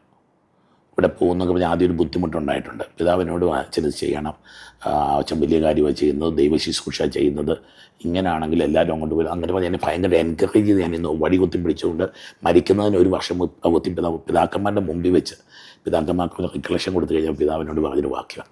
എനിക്കത് പിതാക്കന്മാരുടെ ആശീർവാദം. പിന്നെ എല്ലായിടത്തും തന്നെ അറിയാം കാഞ്ഞിരപ്പള്ളി പിതാവ്, ഇടുക്കി പിതാവൊക്കെ ഭയങ്കര സ്നേഹത്തോടെ നമ്മളെ കാണുന്ന എല്ലാ സൂസൈബാക്യം പിതാവ് എന്ന് പറഞ്ഞാൽ ഇച്ചിരി ട്രഡീഷണലാണ്. പക്ഷേ ആളുകൾക്ക് ഭയങ്കര സ്നേഹം. അവിടെ വന്നിരുന്ന് കൂടിയിട്ടുണ്ട്. പിന്നെ കൊല്ലം സ്റ്റാൻലി പിതാവിനൊക്കെ ഭയങ്കര ഒരു അറയ്ക്കപ്പിതാവ്. അങ്ങനെ പിതാക്കന്മാരുടെ ഒരു വലിയൊരു ആശീർവാദവും സ്നേഹവും ഒക്കെ നമുക്ക് എപ്പോഴും ഉണ്ടായിരുന്നു. പിതാക്കന്മാർ പിന്നെ നമ്മുടെ ന്യൂൻഷിയോമാർ 2-3 ന്യൂൻഷിയോമാർ ഇവിടെ വന്നിട്ടുണ്ടെന്ന് എനിക്ക് തോന്നുന്നത്.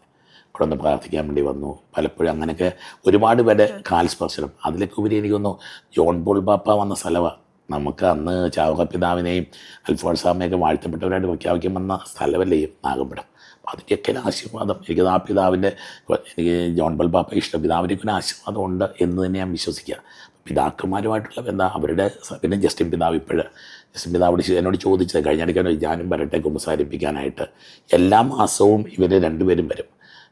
സെബാസ്റ്റ്യൻ പിതാവ് ആദ്യ ചൊവ്വാഴ്ച വരും 10 മണിയുടെ കുർബാനയ്ക്ക്, ജസ്റ്റിൻ പിതാവ് 2ാമത്തെ ചൊവ്വാഴ്ച വരും. പിതാക്കന്മാർ ചേർത്ത് പിടിക്കുമ്പം അതൊരു അപ്പോസ്തലിക ആശീർവാദമാണല്ലോ. പിതാക്കന്മാരാണ് എന്ന സഭയെ മുന്നോട്ട് കൊണ്ടുപോവുക ചെയ്തത്. അപ്പോൾ ആ ഒരു നല്ലൊരു ബന്ധത്തിൽ അവരുടെ അനുഗ്രഹവും ആശീർവാദവും താല്പര്യവും അതിൻ്റെ ഉയർച്ച എന്നും ഉണ്ടായിരുന്നു. അത് ഒത്തിരി നന്ദിയോടുകൂടി പിതാക്കന്മാരോട് എനിക്ക് ഒരുപാട് നന്ദിയുണ്ട്. കാരണം അങ്ങനെ എന്നെ കയറഴിച്ചു വിട്ടേക്കുന്ന വേണേൽ പറയാം. അങ്ങനെ വളർത്തിവിടുന്ന ഒരു രീതി. പിന്നെ അച്ഛന്മാരിൽ ഇവിടെ വരണമെന്ന് പിതാവ് ആഗ്രഹിക്കുന്നുണ്ട്, അച്ഛന്മാരോട് പറയാറുണ്ട്. അങ്ങനെ ഒത്തിരി സ്നേഹത്തോടെ കാണുന്ന പിതാക്കന്മാർ, എനിക്ക് ഒരുപാട് കടപ്പാടുണ്ട് പിതാക്കന്മാരോട്. അച്ഛാ, ഇത്ര തിരക്ക് പിടിച്ച ജീവിതത്തിനിടയിലും സ്വന്തം കാര്യങ്ങൾക്കോ കുടുംബാംഗങ്ങളുടെ മറ്റാവശ്യങ്ങൾക്കോ സമയം കണ്ടെത്താൻ കഴിയാറുണ്ടോ? തിരക്കുണ്ടോയെന്നൊന്നും അറിയില്ല കേട്ടോ. ഇങ്ങനെ ഓരോന്ന് ചെയ്ത് മുന്നോട്ട് പോകുന്നു. കുറച്ച് വർഷങ്ങളായാലും പട്ടം കിട്ടിയിട്ട് ഇപ്പം 31 വർഷങ്ങൾ കഴിയുക, 31 വർഷമായി. അപ്പം അതിൻ്റെ ഒരു ഇരുത്തമൊക്കെ ഉണ്ട്. അധികം വീട്ടിലെ കാര്യങ്ങൾ അധികം ഇടപെടാറില്ല. അവർ രണ്ടുപേരും മരിച്ചപ്പോൾ അതൊരു ഷോക്കായിരുന്നു. അപ്പം കുറച്ചൊക്കെ ഇച്ചിരി ശ്രദ്ധിക്കുമായിരുന്നു. പക്ഷേ ഇപ്പോൾ എനിക്കത് മിനിമം 2 വർഷങ്ങളായി കാണും. ഇപ്പം വീട്ടിൽ വേണ്ടി 3 മാസം കഴിഞ്ഞു. 1 മണിക്കൂർ യാത്ര ചെയ്ത് എത്താവുന്ന ദൂരമേ ഉള്ളൂ. പക്ഷേ നമ്മുടെ ഈ ചെയ്യേണ്ട മിനിസ്ട്രികളെ ഒഴിവാക്കിക്കൊണ്ട് ഞാൻ വീടിനെ സ്നേഹിക്കാൻ ഒരിക്കലും പോകാറില്ല. ഈവൻ എനിക്ക് തോന്നുന്നു അനിയൻ്റെ ശവസംസ്കാരം തിങ്കളാഴ്ചയായിരുന്നു. തിങ്കളാഴ്ച എന്ന് ഞാൻ ഡൗണായി, അനിയനെ തകർന്ന് കിടക്കുക. പിറ്റേന്ന് ചൊവ്വാഴ്ച രാവിലെ ശിശുപുഴയ്ക്ക് 4 മണിക്ക് ഞാൻ സെൻറ്റ് ആൻഡ്രീസിലുണ്ട്. വീട് എനിക്ക് പ്രിയങ്കരം തന്നെയാണ്. കാരണം അച്ഛന്മാർക്കൊക്കെ ആത്മാർത്ഥം കൊണ്ട് അച്ഛന്മാരായാലും സ്നേഹിക്കുന്നുണ്ടോ എന്ന് ചോദിച്ചാൽ അത് വീട്ടുകാരൊക്കെ തന്നെ ആയിരിക്കും. കാരണം ഞാൻ എന്നാ കാണിച്ചാലും എൻ്റെ വീട്ടുകാർക്ക് എന്നെ തള്ളാൻ പറ്റത്തില്ലോ. ഇടവക്കാർ തള്ളും നമ്മളെ, എല്ലാവരും തള്ളിക്കളയും. വീട്ടുകാർക്ക് ഒന്നുമില്ലേലും ഉപകാരമൊന്നും വേണ്ട, എന്നാലും എൻ്റെ മോൻ, എൻ്റെ സഹോദരൻ അല്ലെ, അവർക്ക് അല്ലെന്ന് പറയാൻ പറ്റത്തില്ലോ. അപ്പോൾ ആ ഒരു ബന്ധമുണ്ടെങ്കിലും അത്രയൊന്നും അങ്ങോട്ട് പോകാറില്ല. അങ്ങനെ പോകണമെന്ന് അങ്ങനെ തോന്നാറില്ല. പലപ്പോഴും അമ്മയുണ്ട്, അമ്മയെ കാണാൻ പോയപ്പോൾ ഈ ദിവസങ്ങളൊന്ന് പോകണം. ഇന്ന് പോകാനിരുന്നു ഈ ഒരു ചാക്കോച്ചൻ ഇങ്ങനെ പ്രോഗ്രാം പറഞ്ഞുകൊണ്ട് ഇന്ന് പോകാൻ, അല്ലെങ്കിൽ ഇന്ന് പോകാൻ. കാരണം ഇപ്പം 3 മാസമായി ഞാൻ ഇന്ന് പോകാൻ വേണ്ടി പ്ലാൻ ഇട്ടിരിക്കുകയായിരുന്നു. എനിക്കൊന്നും അത് ദൈവം നോക്കുന്നൊരു കാര്യമാണ്. വീട്ടിൽ കുറവില്ല, വീട്ടിലെല്ലാം ദൈവം നടത്തുന്നുണ്ട്. ഇപ്പോൾ അവരുടെ രണ്ടുപേരും പഠിച്ചു പോയെങ്കിൽ ആ പിള്ളേർ ഫസ്റ്റ് ക്ലാസ്സുകളിൽ, അവൾക്കൊരു ജോലി കിട്ടി, അനിയത്തിക്ക് ജോലി കിട്ടി. ആ വീട്ടിലെ കാര്യം ദൈവം ലുക്കിങ് ആഫ്റ്റർ. ചേട്ടൻ്റെതാണെങ്കിൽ ഈ പിള്ളേർ രണ്ടുപേരും പഠിച്ചു, അവരും നല്ല അവസ്ഥയിലേക്ക് വന്നിരിക്കുക. അപ്പം വീട്ടിൽ മൊത്തത്തിൽ കർത്താവെല്ലാം ഒരു ദൈവകരുണയിൽ നിൽക്കുക. അനിയനും കൂടെ അച്ഛനാ, പിന്നെ ചേട്ടൻ മാത്രമല്ല, ആണായിട്ട് കുടുംബത്തിൽ ഒറ്റ ആണിപ്പം പ്രായപൂർത്തിയായ ഒരെണ്ണേ ഉള്ളൂ. പക്ഷേ വീട്ടിലെ കാര്യങ്ങളെല്ലാം ദൈവം അത്ഭുതകരമായിട്ട്. എനിക്ക് മനസ്സിലായൊരു കാര്യം ഇതാണ്, നമ്മളധികം വീട്ടിലോട്ട് നോക്കാതെ ദൈവം നോക്കിക്കൊണ്ടിരിക്കും വീട്ടിലേക്ക്. നമ്മൾ വീട്ടിലോട്ട് നോക്കിയാൽ ദൈവം വീട്ടിലോട്ട് നോക്കത്തില്ല. എനിക്ക് മനസ്സിലായിട്ടുള്ള ഒരു കാര്യം. അതുകൊണ്ട് ആ ഒരു, പക്ഷേ ചേട്ടൻ്റെ മോടെ കല്യാണം എന്തെങ്കിലും കാര്യമുള്ള ഞാൻ ഓടിയെത്തുക, അത്യാവശ്യ കാര്യത്തിന് ചെല്ലുക, ഒരു മരണം ഉണ്ടെങ്കിൽ ഓടിച്ചെല്ലുക. ഒരു അങ്കിൾ മരിച്ചാൽ ഇന്ന് നോക്കുക, ചൊവ്വാഴ്ച ശവസംസ്കാരം, തിങ്കളാഴ്ച പോയിട്ട് അമ്മയുടെ മൂത്ത ആങ്ങളെയെ മരിച്ചേക്കുന്നത്. ഞാൻ ആരോടും പറഞ്ഞില്ല. ഒരു ക്രിസ്തു നമ്മുടെ മുമ്പിൽ, എന്നേക്കാളധികമായിട്ട് അപ്പനെയോ അമ്മയോ സഹോദരങ്ങളെയോ സുവിശേഷമൊക്കെ ജീവിക്കാനുള്ളതെന്ന് ഇങ്ങനെ അറിയാതെ ഇങ്ങനെ കുറച്ച് ബൈബിളൊക്കെ പഠിച്ചുകൊണ്ടായിരിക്കാം, അറിയാതെ ഇങ്ങനെ മനസ്സിൽ അങ്ങനത്തെ കുറച്ച് ചിന്തകൾ. ഇതുകൊണ്ട് പുണ്യാളാണെന്നൊന്നും വിചാരിക്കില്ല കേട്ടോ, അതൊന്നുമില്ല. ഈ ഒരു അനുഭവം എനിക്ക് തോന്നുന്നു, എനിക്ക് ക്രിസ്തു ഒന്നാമത്, എങ്ങനെയോ ക്രിസ്തു ഒന്നാമതാ, സുവിശേഷം ഒന്നാമതാ. അപ്പം അതുകൊണ്ട് അത്യാവശ്യം പിന്നെ എൻ്റെ കാര്യങ്ങളെല്ലാം സഭ നടത്തിക്കൊണ്ടിരുന്നത് പേഴ്സണലൊന്നും ചിന്തിക്കാറില്ല, അധികമൊന്നുമില്ല. ശാരീരികമായിട്ടൊരു അസുഖമില്ല ദൈവാനുഗ്രഹത്താൽ. അതൊക്കെ ഞാൻ അഹങ്കാരമാണോ എന്നാന്നൊക്കെ ഇതില്ല, ദൈവം എന്നെ നോക്കുന്നതായിട്ട് എനിക്ക് തോന്നിയിട്ടുണ്ട്. എൻ്റെ ശരീരത്തിൻ്റെ കാര്യം ഇത് കഴിഞ്ഞ ദിവസങ്ങളൊരു എത്ര ദിവസം, 5 ദിവസത്തെ വലിയ കൺവെൻഷനും കഴിഞ്ഞ് ചൊവ്വാഴ്ച കഴിഞ്ഞപ്പോൾ 7 ദിവസത്തെ ശുശ്രൂഷ കണ്ടിന്യൂസ് ആണ്, രാവിലെ മുതൽ വൈകിട്ട് വരെ. ഇന്നും എൻ്റെ സ്വരത്തിലും കുഴപ്പമില്ല, ദൈവം നടത്തുന്ന ഒന്നും മനുഷ്യൻ്റെ ഇതല്ല, ദൈവത്തിൻ്റെ ഒരു മിറക്കിൾ പോലെ ദൈവം എല്ലാം നടത്തുന്നു. വീട്ടിൽ അമ്മച്ചിക്കാണല്ലോ ഒരു കുഴപ്പമില്ല. എൻ്റെ ഒരു കൺസേൺ അമ്മയൊക്കെയാണല്ലോ, വീട്ടിൽ അവർ നന്നായിട്ട് നോക്കും. അതുകൊണ്ട് അമ്മച്ചിയായിരുന്നു എനിക്കധികം ഇടപെടേണ്ട വരത്തില്ല. എല്ലാം ദൈവം നടത്തിക്കൊണ്ട് വരുന്നു. അങ്ങനെ വീട്ടുകാരൊക്കെ നല്ലവരാണ്, അപ്പോൾ അവരങ്ങോട്ടും ഇങ്ങോട്ടും സപ്പോർട്ട് ചെയ്തോളും. അവിടെ ഒരു ബുദ്ധിമുട്ട് വന്നിട്ടില്ല. പിന്നെ ഇതാ, അവർക്കറിയാം എന്നെ കിട്ടത്തില്ല, അമ്മയ്ക്കറിയാം എന്നെ കിട്ടണമെന്ന് അമ്മയ്ക്ക് ആഗ്രഹമൊക്കെ ഉണ്ട്. വികാരിച്ചെന്ന് പറയും, മോനെ കണ്ടില്ല, കാണത്തില്ലെന്ന് അച്ഛനും പറയും, അതങ്ങനെ തന്നെയാണെന്ന് പറയും. അപ്പോൾ ആ ഒരു അതേ ഉള്ളൂ. അങ്ങനെ ഒരു ഓവറായിട്ട് എംഫസിസ് അങ്ങോട്ട് പോയിട്ടില്ല. എന്നാലും അവരെ പറ്റി ഓർക്കുകയും പ്രാർത്ഥിക്കുകയൊക്കെ ചെയ്യാറുണ്ട്. പിന്നെ പറ്റും ആ വഴി കൂടെ പോവുകയാണെങ്കിൽ വീട്ടിലൊന്ന് കയറും. അതാണ് പൊതുവേ. അച്ഛൻ മീഡിയയിലൂടെ നടത്തി വരുന്ന ശുശ്രൂഷകൾ ഏതൊക്കെയാണ്?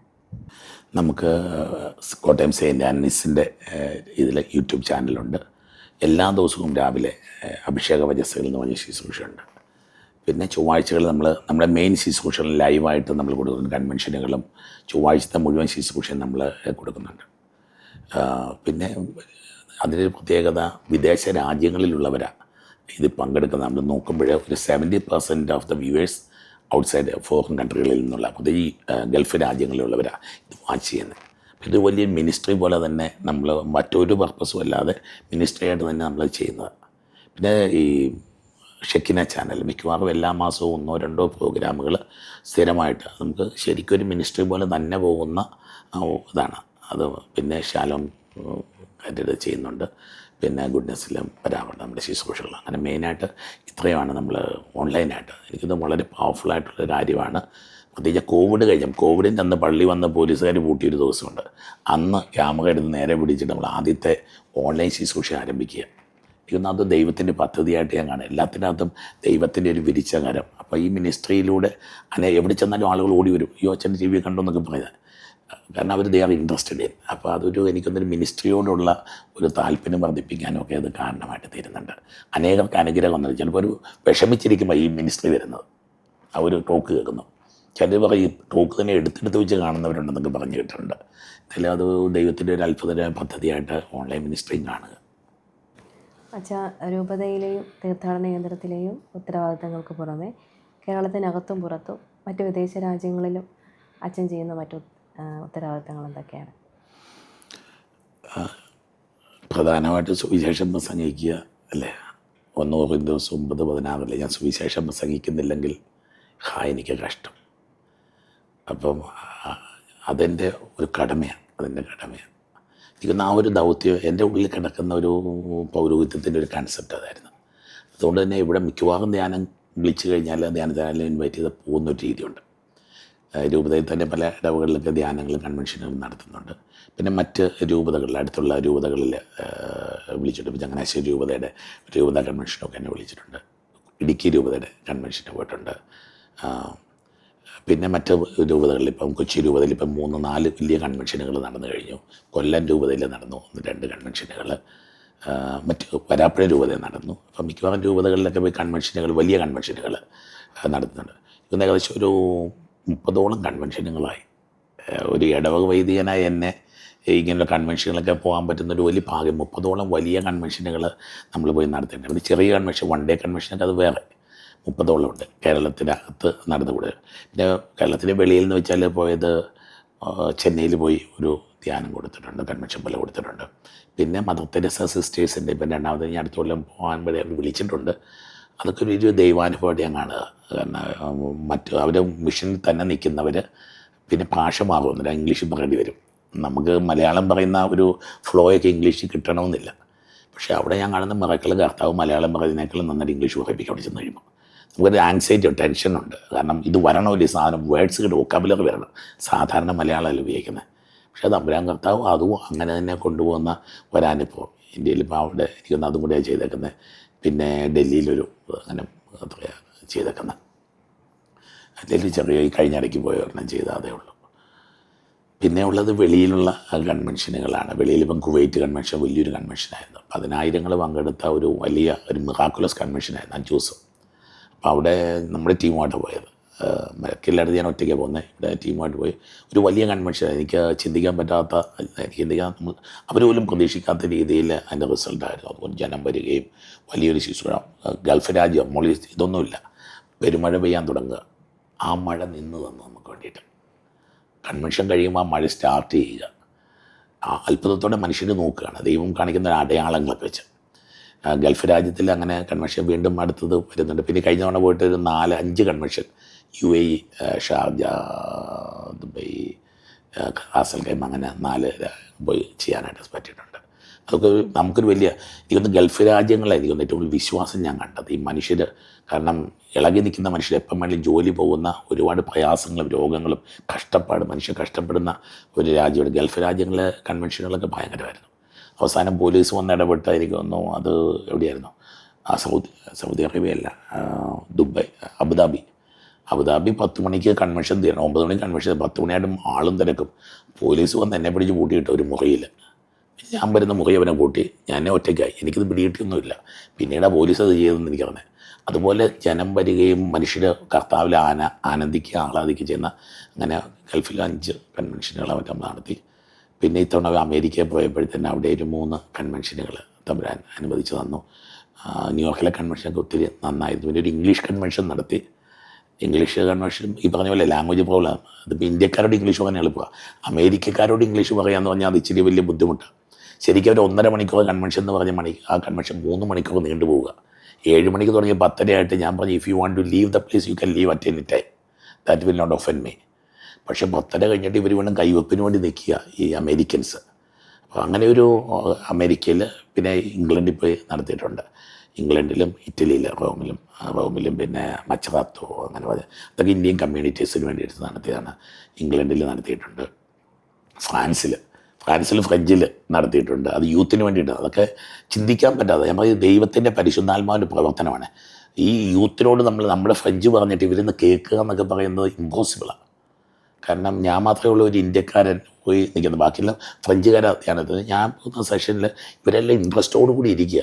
ഇനി എൻ്റെ വർത്തമാനം കേട്ടിട്ട് അവർ വർത്തമാനം കേട്ടിട്ട് ഇരുന്നാണോ എന്ന് എനിക്കറിയില്ല. എനിവേ ദൈവം ഇൻ ദ സ്പിരിറ്റ് അവർ ഭയങ്കരമായിട്ട് എൻജോയ് ചെയ്തു. യൂത്തിൻ്റെ ഒരു കൺവെൻഷനായിരുന്നു. അപ്പോൾ മെയിനായിട്ട് വെളിയിലൊക്കെ പോയി ചെയ്തിട്ടുള്ള പിന്നെ അച്ഛന്മാരുടെ ധ്യാനങ്ങൾ, അച്ഛന്മാരുടെ ഇപ്പോൾ ഒരിക്കലും CSC അച്ഛന്മാർക്ക് വേണ്ടി 3 ദിവസത്തെ ടോക്ക് കൊടുത്തു. പിന്നെ നമ്മുടെ കൊച്ചി രൂപയിലെ അച്ഛന്മാർക്ക്, കോട്ടയം രൂപയിലെ അച്ഛന്മാർക്ക് റിക്കലക്ഷന് വേണ്ടി, അങ്ങനെയുള്ള പലയിടത്തും കൊല്ലം രൂപതയിൽ അങ്ങനെ അടുത്തപ്പോൾ അച്ഛന്മാർക്കുള്ള സിസ്റ്റേഴ്സിനുള്ള ധ്യാനങ്ങൾ അത് നടത്തുന്നത് നമ്മളിവിടെ നടത്തി. പിന്നെ അങ്ങനെ അതൊക്കെയാണ് പ്രധാനമായിട്ട് ഈ ഒരു ആത്മീയ ധ്യാന ശുശ്രൂഷകളിലൂടെ മുന്നോട്ട് പോകുന്ന അതാണ് മെയിനായിട്ടുള്ള ശുശ്രൂഷകൾ. പിന്നെ കൗൺസിലിങ് എന്നുള്ള രീതിയിൽ ആളുകൾ കാണാനും പ്രാർത്ഥിക്കാനും ഒക്കെ വരുന്ന രീതി.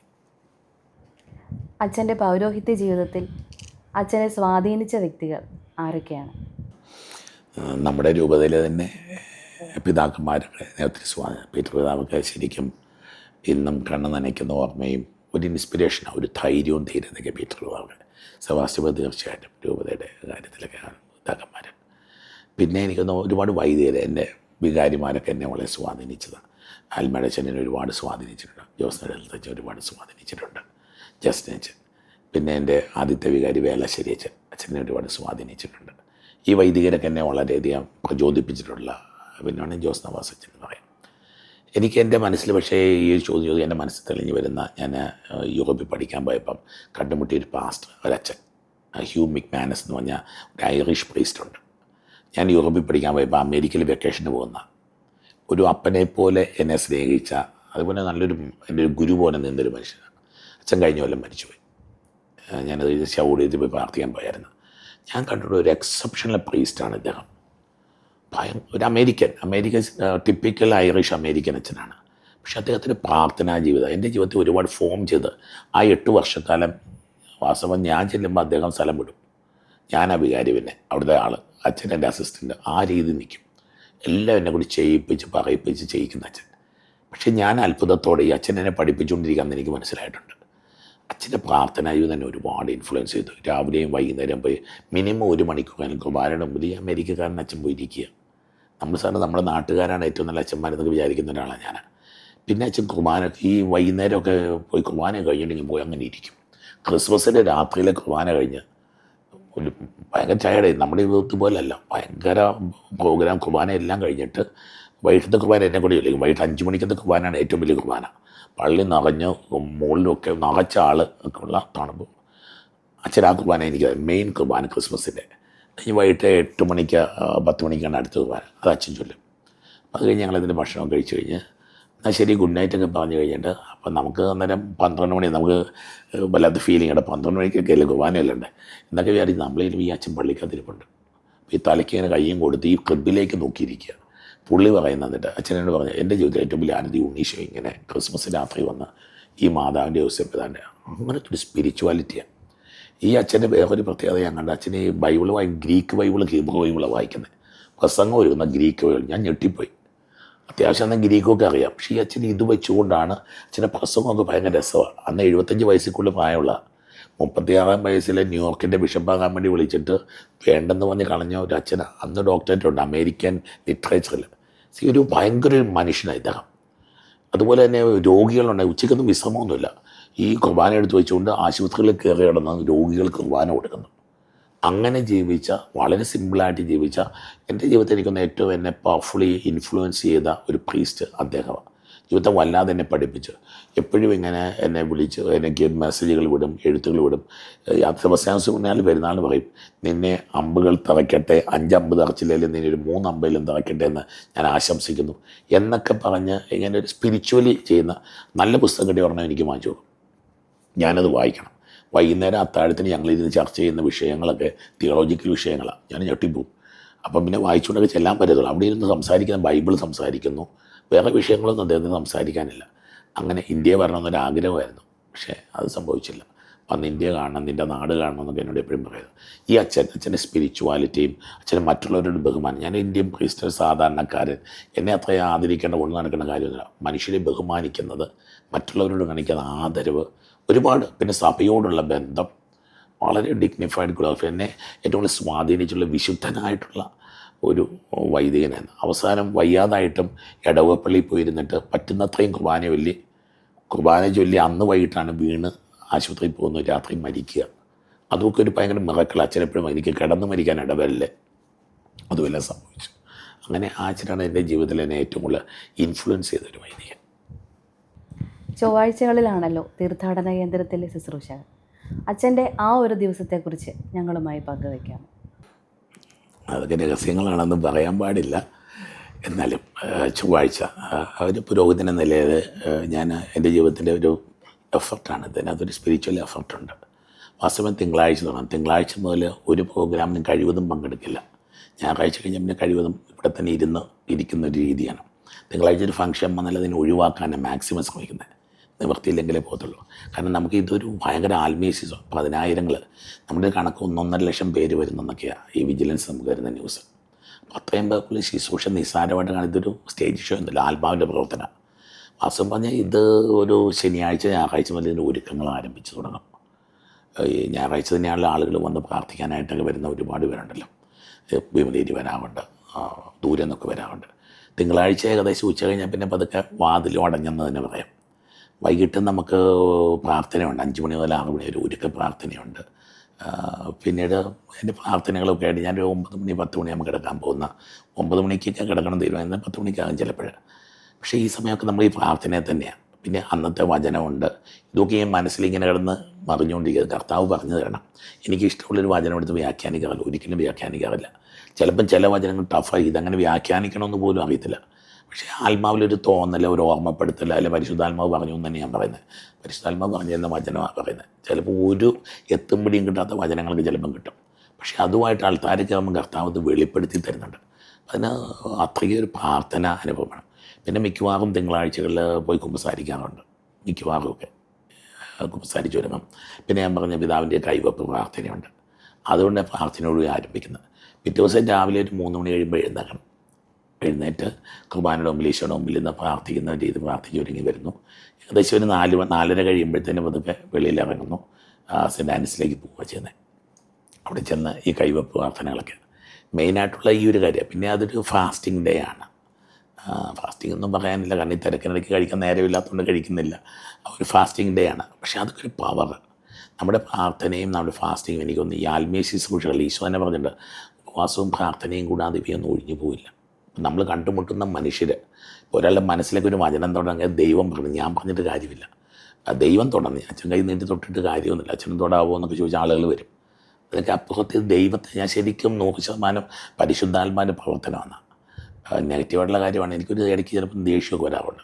പെട്ടെന്ന് ശുശ്രൂഷകർ എന്തെങ്കിലും കാണിച്ചു, എനിക്ക് കോപം വന്ന നിമിഷത്തിൽ എൻ്റെ ഫ്ലോ നിൽക്കുന്നത് ഞാൻ കണ്ടിട്ടുണ്ട്. കൃപയിലല്ലെങ്കിൽ അതുകൊണ്ട് അവർക്കിപ്പോൾ അറിയാം എന്നെ. അതുകൊണ്ട് ഒരു ബാഡ് ന്യൂസ് എൻ്റെ അടുത്ത് കൊണ്ടുവരില്ല. അവിടെ എന്നാ നടന്നാലും ഈ പ്രോഗ്രാം കഴിയുന്നവരെ ഞാനിത് അറിയത്തില്ല. അപ്പോൾ അവിടെ എന്തെങ്കിലും പ്രശ്നങ്ങളുണ്ടായോ, കൺഫ്യൂഷൻ വന്നോ, ഒന്നും അറിയില്ല. കാരണം ഇതൊരു ഫ്ലോ ആണ്, ആത്മാവിൻ്റെ ഒരു ഒഴുക്കിൻ്റെ സമയമല്ലേ. പിന്നെ അങ്ങനെ അങ്ങ് പോകും. പിന്നെ വൈകുന്നേരം വരെ അത് ഈ ശുശ്രൂഷകളെല്ലാം ചെയ്ത് വരും. വചന ശുശ്രൂഷ മിക്കവാറും ഞാൻ തന്നെ ചെയ്തുകൊണ്ടിരിക്കുന്നത്. പിന്നെ ഒരു കുർബാന ചൊല്ലാറുണ്ട്. 10 മണിക്കത്തെ അല്ല 12 മണിക്കത്തെ ഒരു കുർബാന ചൊല്ലാറുണ്ട്. രാവിലെ ഇവിടെ വിമലേരിയിൽ 6 മണിയുടെ കുർബാന ചൊല്ലാറുണ്ട്. ദ ഹോൾ ഡേ ഫുള്ളി ഓക്യുപ്പൈഡാണ്. കർത്താവിൻ്റെ കാര്യത്തിൽ, ആത്മാവിൻ്റെ കാര്യത്തിൽ വേറെ ഒന്നും ചിന്തിക്കാനൊന്നുമില്ല. പിന്നെ 4 മണിയാകുമ്പോൾ ഇച്ചിരി ഒരു വിശ്രമം 1 മണിക്കൂർ കിട്ടും. ശേഷം വീണ്ടും അടുത്ത ശുശ്രൂഷയ്ക്ക് കയറി വൈകിട്ട് ഒരു 9, 9:30, മാക്സിമം 10 മണി ഒക്കെ. നേരത്തെ അതിലും കൂടി നിൽക്കുമായിരുന്നു. ഇപ്പോൾ 9:30 ഒക്കെ കഴിയുമ്പോഴത്തേന് തിരിച്ചു പോരുന്ന ഒരു രീതി. ആ സമയത്ത് അത്യാവശ്യം വേണ്ട മനുഷ്യരെ കാണുന്നു. പക്ഷേ ഇതൊക്കെ ദൈവകൃപയിൽ ആശ്രയിച്ചുകൊണ്ടുള്ള ഈ 1 കൊരിന്ത്യർ 12 വരദാനങ്ങളെ പറ്റിയും 12, 13, 14 സ്നേഹത്തെ പറ്റിയാണ് ഈ ഇതിൽ പറയുന്ന വരദാനങ്ങൾ. അതിൽ ഞാൻ ഒരു വിശ്വസിക്കുന്നുണ്ട്. കാരണം ബൈബിളിൽ പറഞ്ഞൊക്കെ വിശ്വസിക്കാനുള്ളതാണല്ലോ. വരങ്ങൾ ഉപയോഗിച്ച്, കാരിസംസ് ഉപയോഗിച്ച് മിനിസ്റ്റർ ചെയ്യണം. ഇത് ഈ കാലഘട്ടത്തിൻ്റെ പ്രശ്നം. നമുക്ക് കാരിസമൊക്കെ നമുക്കൊരു പ്രൊട്ടസ്റ്റിൻ്റെ സാധനമാണെന്നൊക്കെ പറഞ്ഞുകൊണ്ട് നമ്മൾ നിൽക്കുക. പക്ഷേ ബൈബിൾ എല്ലാവരുടെയാണ്. ക്രിസ്ത്യാനിയുടെ ബൈബിൾ, നമ്മുടെ ബൈബിൾ, കത്തോലിക്കൻ ഉണ്ടാക്കിയത് ബൈബിൾ സത്യത്തിൽ ഇതുമൊക്കെ ഉണ്ടാക്കുന്നത്, ക്യാനൻ ഉണ്ടാക്കുന്നത്. അപ്പം അങ്ങനെ ഒരു ആത്മാവിൽ നിറഞ്ഞുള്ള ശുശ്രൂഷ എന്നുള്ളതാണല്ലേ. അല്ലാതെ നമുക്കിപ്പോൾ ഒരു ആ തമ്പുരാൻ നടത്തുന്ന അതിന് വേണ്ട ഒരു ഒരുക്കം വേണമെന്നുള്ള നിർബന്ധമാണ്. അതിന് പേഴ്സണലായിട്ട് കുറച്ച് സഫറിങ്സ് എടുക്കണം, കുറച്ച് പെയിൻ എടുക്കണം. പിന്നെ ഭക്ഷണമൊക്കെ നമ്മൾ തിങ്കളാഴ്ച മുതൽ അതൊക്കെ കട്ട് ഡൗൺ ചെയ്ത് വരും. പിന്നെ വലിയൊരു മിനിസ്ട്രിയാണ്, അത് ഉപവാസം എടുത്ത് തന്നെ നമ്മൾ മിനിസ്ട്രികളിൽ ചെയ്യുന്നത് മുഴുവൻ. ആൽമീസിസ് മുഴുവൻ രഹസ്യമാണ്, ഉപവാസവും പ്രാർത്ഥനയും കൂടാതെ ഒന്നും ചെയ്യാൻ പറ്റില്ല. ഈ തീർത്ഥാടന കേന്ദ്രത്തിലേക്ക് അനേകായിരങ്ങളെ ആകർഷിക്കുന്നത് അവിടെ നടക്കുന്ന അത്ഭുതങ്ങളും അടയാളങ്ങളും കൂടിയാണല്ലോ. അതിനെക്കുറിച്ച് അച്ഛൻ എന്താണ് പറയുന്നത്? അടയാളങ്ങളും അത്ഭുതങ്ങളും ഒരുപാട് സംഭവിക്കുന്നുണ്ട്. അറിയില്ല, ഞാനതിൽ വിചാരിക്കുന്നത് ക്രിസ്തു ആകർഷിക്കുന്നുള്ളൊരു വിഷയത്തിലാണ്. ഇത് ഈശോയുടെ സ്നേഹവും ദൈവാനുഭവത്തിൻ്റെ ഒരു സ്ഥലമായിട്ടൊക്കെ. ഇനി ഈ അത്ഭുതങ്ങൾ എനിക്ക് തോന്നുന്നത് കർത്താവ് നൽകിയൊരു കൽപ്പനയാണ്. ശിഷ്യന്മാരെ വിടുമ്പം പറയുന്നുണ്ട്, മത്തായി സുവിശേഷം 10 അധ്യായത്തിൻ്റെ ശിഷ്യന്മാരെ യാത്ര ചെയ്യാൻ നിങ്ങൾ പോവുക, രോഗികളെ സുഖപ്പെടുത്തുക, മരിച്ച കുഷ്ഠരോഗികളെ സുഖപ്പെടുത്തുക, അന്തന് കാഴ്ച കൊടുക്കുക. ഇതെല്ലാം കർത്താവ് കൊടുത്തൊരു കൽപ്പനയായിട്ട് ഞാൻ കാണുക. ശരിക്കൊരു ശുശ്രൂഷയുടെ ഭാഗം, ക്രിസ്തുവിൻ്റെ സുവിശേഷം പ്രസംഗിക്കുന്നിടത്ത് ഇത് സംഭവിക്കും. ഇനി ഇതെങ്ങനെ സംഭവിക്കുന്നതെന്ന് ആലോചിച്ചാൽ ഞാനും ആലോചിക്കാം, ദൈവം ഇതെങ്ങനെ സംഭവിക്കുന്ന ഒരു വ്യാഖ്യാനം എന്താ? കർത്താവ് പഠിപ്പിച്ചു തന്നതാണ്, നമ്മൾ ദൈവത്തെ പൂർണ്ണമായിട്ട് സ്വീകരിക്കുമ്പോൾ കർത്താവിൽ അത്രയ്ക്കൊന്ന് പരിശുദ്ധാത്മാവ് സംഭവിക്കുന്നത്. പരിശുദ്ധാത്മാവ് നിങ്ങളുടെ മേലെ എഴുന്നള്ളും, നിങ്ങൾ ശക്തി പ്രാപിക്കും. ഇതൊരു എന്താ പറയുന്നത്, ഒരു സൈക്കോളജിക്കൽ ഇഫക്റ്റാണെന്നൊന്നും ഞാൻ വിചാരിക്കുന്നില്ല. അതിലേക്ക് അപ്പുറത്ത് ഇതൊരു ഡിവൈൻ ഇൻ്റർവെൻഷനായിട്ട് കർത്താവ് ചെയ്തില്ലേ. കർത്താവ് നിങ്ങൾ ഇതിനേക്കാൾ വലുത് ചെയ്യും എന്നൊക്കെ പറഞ്ഞുകൊണ്ടാണ് ഈശോ ശിഷ്യന്മാരെ പറഞ്ഞു വിടുന്നത്. അവസാനത്തെ കൽപ്പനയിലും ഇത്, നിങ്ങൾ പോയി പ്രസംഗിക്കും, വിശ്വസിക്കുന്നവരോടുകൂടി ഈ അടയാളങ്ങളുണ്ടാകും. ശരിക്കും ഒരു കാത്തലിക് ടീച്ചിങ് തന്നെയായത്, അതിനകത്ത് ഇതില്ല. പിന്നെ നമ്മൾ ഓവറായിട്ട് അതിന് ഇമ്പോർട്ടൻസ് കൊടുക്കാറില്ല. ആ അല്പം നടന്നു, ഈ അല്പം നടന്നു, അതിനെപ്പറ്റിയല്ല. നമുക്ക് ഈശോയുള്ള സ്നേഹം എന്തുമാത്രം കൊടുക്കാൻ പറ്റി. പക്ഷേ അനേകർ സാക്ഷ്യപ്പെടുത്തുന്നുണ്ട്. പക്ഷേ അവരുടെയൊക്കെ ജീവിതത്തിൽ ഒരു രണ്ടാം പാഠമുണ്ട്. ഈ രണ്ടാം പാഠത്തിൽ ഇവർ പറയുന്നു, ഞങ്ങൾ പ്രാർത്ഥിച്ചു, ഈ വേദന സമയം ഞങ്ങൾ പ്രാർത്ഥിച്ചു, ഞങ്ങൾ ബൈബിൾ വായിച്ചു, ഞങ്ങൾ ഉപവാസം എടുത്തു, ഞങ്ങൾ ത്യാഗം എടുത്തു. ഒരു ആത്മീയതയുടെ എനിക്കൊന്ന് ഒരു പ്രകടനം, അതൊരു ഫലമായിട്ട് മാത്രമേ ഞാനിത് കാണുന്നു, ഒരു അടയാളമായിട്ട് മാത്രം. അതല്ല അതിൻ്റെ എസൻസ്. ഈ അത്ഭുതം കിട്ടി വന്ന ആളെ അവൻ സ്ട്രോങ് ആയി വരിക, ആത്മാവിൽ അല്ലെ ജീവിതത്തിലൊക്കെ ബലപ്പെട്ട് വരുന്ന, അല്ലെ ക്രിസ്തുവിനെ പ്രഘോഷിക്കുന്ന സാക്ഷിയായിട്ട് മാറുക. അത്ഭുതത്തെ ഞാൻ ആ ഒരു രീതിയിൽ അതിനപ്പുറത്തേക്ക് കാണാറില്ല. ഇത് എനിക്കൊന്ന് അത്ഭുതം അത് തന്നെ. ഒരുപാട് സംഭവങ്ങളുണ്ട്. ഇപ്പോൾ ഓൺലൈനായിട്ട് നമ്മളൊരു ദിവസം ഒരു കൺവെൻഷൻ നടത്തി ഓൺലൈനായിട്ട് ശുശ്രൂഷ പങ്കെടുത്തുകൊണ്ടിരുന്ന ആൾ ഡൽഹിയിലെ മറ്റൊരു ചേച്ചി കിടക്കുകയായിരുന്നു. ഒരു ചാടി എഴുന്നൊരു സുഖപ്പെട്ടു. സംഭവിക്കാം, കാരണം അവരത്രയും വിശ്വസിച്ചെന്ന് ഈ ഭാഗ്യവതി അല്ലേ. വിശ്വസിക്കുന്നവനെല്ലാം സാധ്യമാണ്, ദൈവത്തിനൊന്നും അസാധ്യമല്ല. നമ്മൾ ഒത്തിരി അങ്ങോട്ട് ചിന്തിച്ച് പോകേണ്ട കാര്യമില്ല. ഇത് സംഭവിക്കുമെന്ന് വിചാരിച്ച് സംഭവിക്കുക. എൻ്റെ മനസ്സിലൊരു ചിന്തയതാ. ഇപ്പോൾ ഏത് ക്യാൻസർ രോഗികൾ വന്നാലും തലയൊക്കെ വെച്ച് ദൈവം സുഖപ്പെടുത്തണേ എന്നാണ് പ്രാർത്ഥിക്കുന്നത്. ദൈവം സുഖപ്പെടുത്തണേ. ചിലർ വന്നിട്ട് വായിച്ചാൽ അന്ന് പ്രാർത്ഥിച്ച് അത് പിന്നീട് പ്രശ്നം ഉണ്ടായിട്ടില്ല, സുഖപ്പെട്ടു എന്ന് പറയും. ഇപ്പം നമ്മുടെ ഒരു മാജിക്കായിട്ട് കാണേണ്ടത് കർത്താവ് ചെയ്തല്ലോ, കർത്താവിന് സ്തോത്രം. അതിനപ്പുറത്ത് ഞാനൊരു രോഗശാന്തിക്കാരനാണെന്നോ ഒന്നും നമുക്ക്, കാരണം ഞാൻ എൻ്റെ വീട്ടിൽ 2 സഹോദരങ്ങൾ മരിച്ചത് കണ്ട ഒരാളാണ് ഞാനാണ്. എന്നോട് ചോദിച്ച ആളുകൾ, നീ വലിയ രോഗശാന്തിക്കാരനാണ്, നിൻ്റെ സഹോദരങ്ങളെ സുഖപ്പെടുത്താനല്ലേ? എൻ്റെ സഹോദരങ്ങളെ സുഖപ്പെടുത്താനുമല്ല ഞാൻ ക്രിസ്തുവിനെ പ്രഘോഷിക്കാനും ക്രിസ്തുവിനെ കൊടുക്കുക. ആ ക്രിസ്തു സംഭവം ഓരോരുത്തരുടെ ജീവിതത്തിൽ പലതരത്തിലുള്ള അടയാളങ്ങളിലൂടെ വരുന്നതാണ്. ഞാൻ വിശ്വസിക്കുന്നുണ്ട് miracles happen and miracles will happen. സത്യമായിട്ടും അത്ഭുതം നടക്കും. അതിൻ്റെ ഒരു അനുഭവമാണ്. അതിൻ്റെ സയൻസോ ഒന്നും പറയാനില്ല. സംഭവിക്കുന്ന കണ്ണുകൊണ്ട് കണ്ടിട്ടുണ്ട്, ജീവിതത്തിൽ അനുഭവിച്ചിട്ടുണ്ട്. അതുകൊണ്ട് അതൊരു ഉറപ്പുള്ള കാര്യമാണ്, നടക്കും. അച്ഛൻ്റെ മനസ്സിൽ ഇനി ബാക്കി നിൽക്കുന്ന സ്വപ്നങ്ങൾ എന്തൊക്കെയാണ്? അത് ഈശോയോട് പറഞ്ഞാൽ പോരെ. എന്നാലും ചോദിച്ചല്ലേ മോളെ, ഇത് പറയുന്നതുകൊണ്ടൊരു ഗുണമുണ്ടെന്ന് തോന്നുക. ഇതിങ്ങനെ മനസ്സിൽ കിടക്കും. നീ സ്വപ്നം കണ്ട കുറച്ച് കാര്യങ്ങൾ ഇനിയും നടന്നിട്ടില്ല എന്നുള്ളൊരു ചിന്ത. ഈ ഒരു ശുശ്രൂഷ ഇതെനിക്കൊരു ഫസ്റ്റ് പാർട്ടായിട്ട് എനിക്ക് തോന്നിയിട്ടുള്ളൂ. ഈ ആത്മീയ ശുശ്രൂഷ ചെയ്യുന്നു. ഭക്ഷണം കൊടുത്തു, ഇനി നടക്കണം, ഓടണം, ചെയ്യണം. കാര്യങ്ങൾ ഒത്തിരി, പകുതി പോലും ആയില്ല. ഇത് ഫീഡിങ് ടൈമേ കഴിഞ്ഞിട്ടുള്ളൂ എന്നാണ് എൻ്റെ മനസ്സിൽ തോന്നുന്നത്. ഇപ്പോൾ എൻ്റെ മനസ്സിൽ തോന്നുന്ന ഒന്ന് പ്രധാനപ്പെട്ടൊരു കാര്യം, എല്ലാവരും സുവിശേഷം അറിയണം. ഓടി നടന്ന് സുവിശേഷം പ്രസംഗിക്കണം. ഞാൻ മാത്രമല്ല, എല്ലാവരും ആ ഒരു ടേസ്റ്റ് എല്ലാവർക്കും കിട്ടണം. അപ്പം അച്ഛന്മാരുടെ മാത്രം ദൗത്യമല്ലല്ലോ അൽമായർ. ഇപ്പം മറ്റു പല സഭകളിലും സുവിശേഷ പ്രഘോഷണം, അല്ല സുവിശേഷ സംഘം എന്നൊക്കെ പറഞ്ഞുള്ള കേട്ട്. അപ്പം നമ്മുടെ രൂപതയിൽ, നമ്മുടെ ഈ തീർത്ഥാടനം, എൻ്റെ മനസ്സിലുള്ള വലിയൊരു സ്വപ്നം അതാണ്. ഇവരെയൊക്കെ നോർത്ത് ഇന്ത്യയിലും മിഷനൊക്കെ കൊണ്ടുപോയി കർത്താവിൻ്റെ സുവിശേഷം പ്രസംഗിക്കുന്നവരാക്കി. ഈ കപ്പിൾസൊക്കെ ഉണ്ട്, ജോലി കഴിഞ്ഞോ റിട്ടയർ ചെയ്തോ, എല്ലാം ഇപ്പോൾ കർത്താവിൻ്റെ സുവിശേഷം പ്രസംഗിക്കാം. അത് ക്രിസ്തു ഒരു ലഹരിയായിട്ട് മനുഷ്യർക്ക് ഫീൽ ചെയ്യണം. ഈ ലഹരി വിളമ്പി മാക്സിമം കൊടുത്ത് അങ്ങനെ ഒരു ആത്മായ ഒരു പരിശീലനം അല്ലെങ്കിൽ സുവിശേഷത്തിൻ്റെ ആ ഒരു ടേസ്റ്റ് ലോകം മുഴുവൻ പ്രസംഗിക്കണം. ഇന്ത്യയിൽ ഇനി 2% ഉള്ളതിന് കാരണക്കാർ നമ്മളാണ്. നമ്മളിവിടെ ഇരുന്നുകൊണ്ട് ഇങ്ങനെ ഇരിക്കുന്നുണ്ട്, നമ്മൾ ഇറങ്ങിപ്പോകണം. എൻ്റെ മനസ്സിൽ ഒന്നാമത്തെ ഇതാണ്, ഇതിനുള്ള പരിശീലനം വേണം. മിഷിയോളജി, മിഷൻ പരിശീലനങ്ങൾ, എക്സ്പീരിയൻസും കൊടുക്കുക.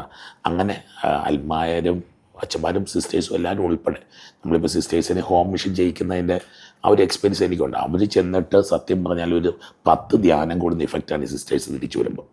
ഒരു ജീവിതം മുഴുവൻ മാറുക. സുവിശേഷം പ്രസംഗിക്കുന്നില്ലെങ്കിൽ ആ കഷ്ടം എന്ന് പറയുന്നത് ഇതാണ്. ഈ ടേസ്റ്റ് ഒരിക്കലും കിട്ടുക. സുവിശേഷം പ്രസംഗിക്കുന്നവന് സുവിശേഷത്തിൻ്റെ ടേസ്റ്റ് അറിയാം. അപ്പോൾ ആ ഒരു ഒന്നാമതൊരു സ്വപ്നം അതാണ്. 2 സത്യത്തിൽ എനിക്കുണ്ട്. ഒരുപാട് പേര് ഇങ്ങനെ വല്ലാണ്ട് കിടപ്പില്ല ഈ ഭൂമിയിലൊക്കെ, ആരുമില്ലാത്തവർ, പ്രത്യേകിച്ച് അംഗവൈകല്യമുള്ള അല്ലെ അങ്ങനെ അംഗപരിമിതിയുള്ളവർ മനുഷ്യരൊക്കെ ഉണ്ട്, അല്ലെ പ്രായമായവർ, ആർക്കും വേണ്ടാത്തവർ. ഒരു സുവിശേഷ ആലയത്തിൻ്റെ ഒരു പിന്നാമ്പുറമാണ് ഇതെന്ന് എനിക്ക് തോന്നിയിട്ടുണ്ട്. ബുദ്ധിവൈകല്യമുള്ളവർ അല്ലെ മാനസിക രോഗികൾ, നമ്മുടെ പല സഹോദരങ്ങൾ അത് ചെയ്യുന്നുണ്ട്. എൻ്റെ മനസ്സിലുള്ള ഒരു സ്വപ്നം ഇതിനോടും കൂടി ചേർന്ന് ഈ ഒരു ശുശ്രൂഷൻ്റെ മറ്റൊരു ഭാഗമാണ് ഞാൻ സ്നേഹം കാണല്ലേ, ലവ് ഇൻ ആക്ഷൻ. അപ്പോൾ അത് പാവങ്ങൾ, പ്രായമായവർ, വേണ്ടാത്തവർ, അവർക്കൊക്കെ ഒരു സ്വർഗീയ ആനന്ദം കൊടുക്കാനായിട്ട് ചെയ്യുന്ന അതെൻ്റെ മനസ്സിൽ രണ്ടാമത്തെ ഒരിതാണ്. പിന്നെ വാസ്തവം പറഞ്ഞാൽ എനിക്കൊന്ന് ഈ ഒരു മിഷൻ മാത്രമുള്ള അച്ഛന്മാർ സിസ്റ്റേഴ്സും വേണം. നമുക്ക് രൂപതകൾക്കൊക്കെ ഇത് മുഴുവൻ ഏറ്റെടുക്കാൻ പറ്റും. ഈ ഒരു മിഷൻ നിൽക്കുന്ന ഒരു ഗ്രൂപ്പ് ഓഫ് പ്രേസ്, അതെൻ്റെ സ്വപ്നം. ഈ ഒരു ഇൻറ്റൻഷൻ, ഈ ഇതുണ്ട്, എവഞ്ചലൈസേഷൻ ഉണ്ട്, അതേസമയം തന്നെ ഈ 2 ഫീൽഡും കൂടെ ഒന്നിച്ചു കൊണ്ടുപോകുന്ന ഒരു group of praise and religious, അതെൻ്റെ ഒരു സ്വപ്നമാണ്. സന്യാസം സ്ഥാപിക്കാനൊന്നുമല്ല, എന്നാലും ആ ഒരു സ്പിരിറ്റിൽ നിൽക്കുന്ന ഒരു ഫോർമേഷൻ കിട്ടിയ ആ ഒരു സ്പിരിറ്റിൽ നിൽക്കുന്ന ഒരിത് എൻ്റെ ഒരു മനസ്സിലെ സ്വപ്നമാണ്. വാസ്തവം എൻ്റെ സ്വപ്നം ഭയങ്കര സ്വപ്നമാണ്. എല്ലാവരും സുവിശേഷം പറയാം, ഇന്ത്യ മുഴുവൻ ക്രിസ്ത്യാനിയാവുക. ചുമ്മാ ക്രിസ്തുവിനെ കണ്ട മാമോദീസ സ്വീകരിക്കണം, കുർബാന സ്വീകരിക്കണം, ഇല്ലെങ്കിൽ ഞാൻ തോറ്റു.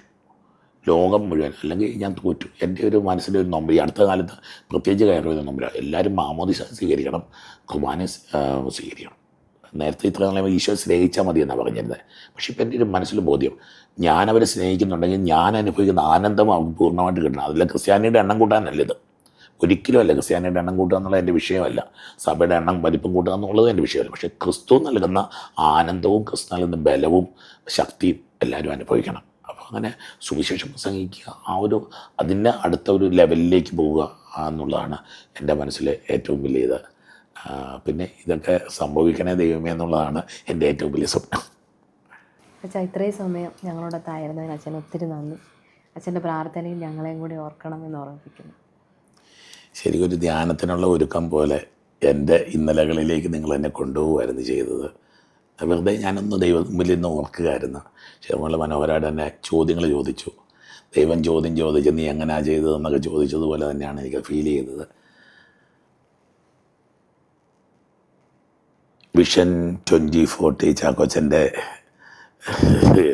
എൻ്റെ മനസ്സിലും ആത്മാവിലും ഒക്കെ തെളിഞ്ഞു വന്ന ഈ ചിന്ത എനിക്ക് തോന്നുന്നു ഇത്ര മനോഹരമായിട്ട് ഒരു ജീവിതത്തൊക്കെ തുറന്നു വെക്കാനും ഒക്കെ പറ്റുന്നത് ഒരു വലിയ കാര്യമാണ്. നിങ്ങളെ ഈ ത്യാഗം, അപ്പം ജിസ്മോനുണ്ടായിരുന്നു, ഷെറിമോളും ജിസ്മോനും കപ്പിൾസ്, ഒരു കപ്പിൾ മിനിസ്ട്രി പോലെ നിങ്ങളത് ചെയ്യുന്നു. നിങ്ങളുടെ കുടുംബത്തെ ദൈവാനുഗ്രഹിക്കട്ടെ. രതീഷ് ക്യാമറയുടെ കാര്യങ്ങൾ ഏറ്റെടുത്തു. നിങ്ങളുടെ ദൈവാനുഗ്രഹിക്കട്ടെ. ചാക്കോച്ചൻ്റെ ശുശ്രൂഷകൾ തീർച്ചയായിട്ടും രൂപതയിലേക്ക് മടങ്ങി വന്ന് ദൈവം കാണിക്കുന്ന പുതിയ ചക്രവാളങ്ങളും പുതിയ മഴവില്ലുകളും ഒക്കെ ആയിട്ട് മുന്നോട്ട് പോകാനായിട്ട് ചാക്കോച്ചന് കഴിയട്ടെ. വിഷൻ 2040 തുടർന്നുള്ള എല്ലാ ശുശ്രൂഷകളെയും ദൈവം അനുഗ്രഹിക്കട്ടെ. പിതാവിൻ്റെയും പുത്രൻ്റെയും പരിശുദ്ധാത്മാവിൻ്റെയും നാമത്തിൽ ആമേൻ. നല്ലിടയൻ്റെ മറ്റൊരു എപ്പിസോഡിൽ വീണ്ടും കാണാം. നന്ദി.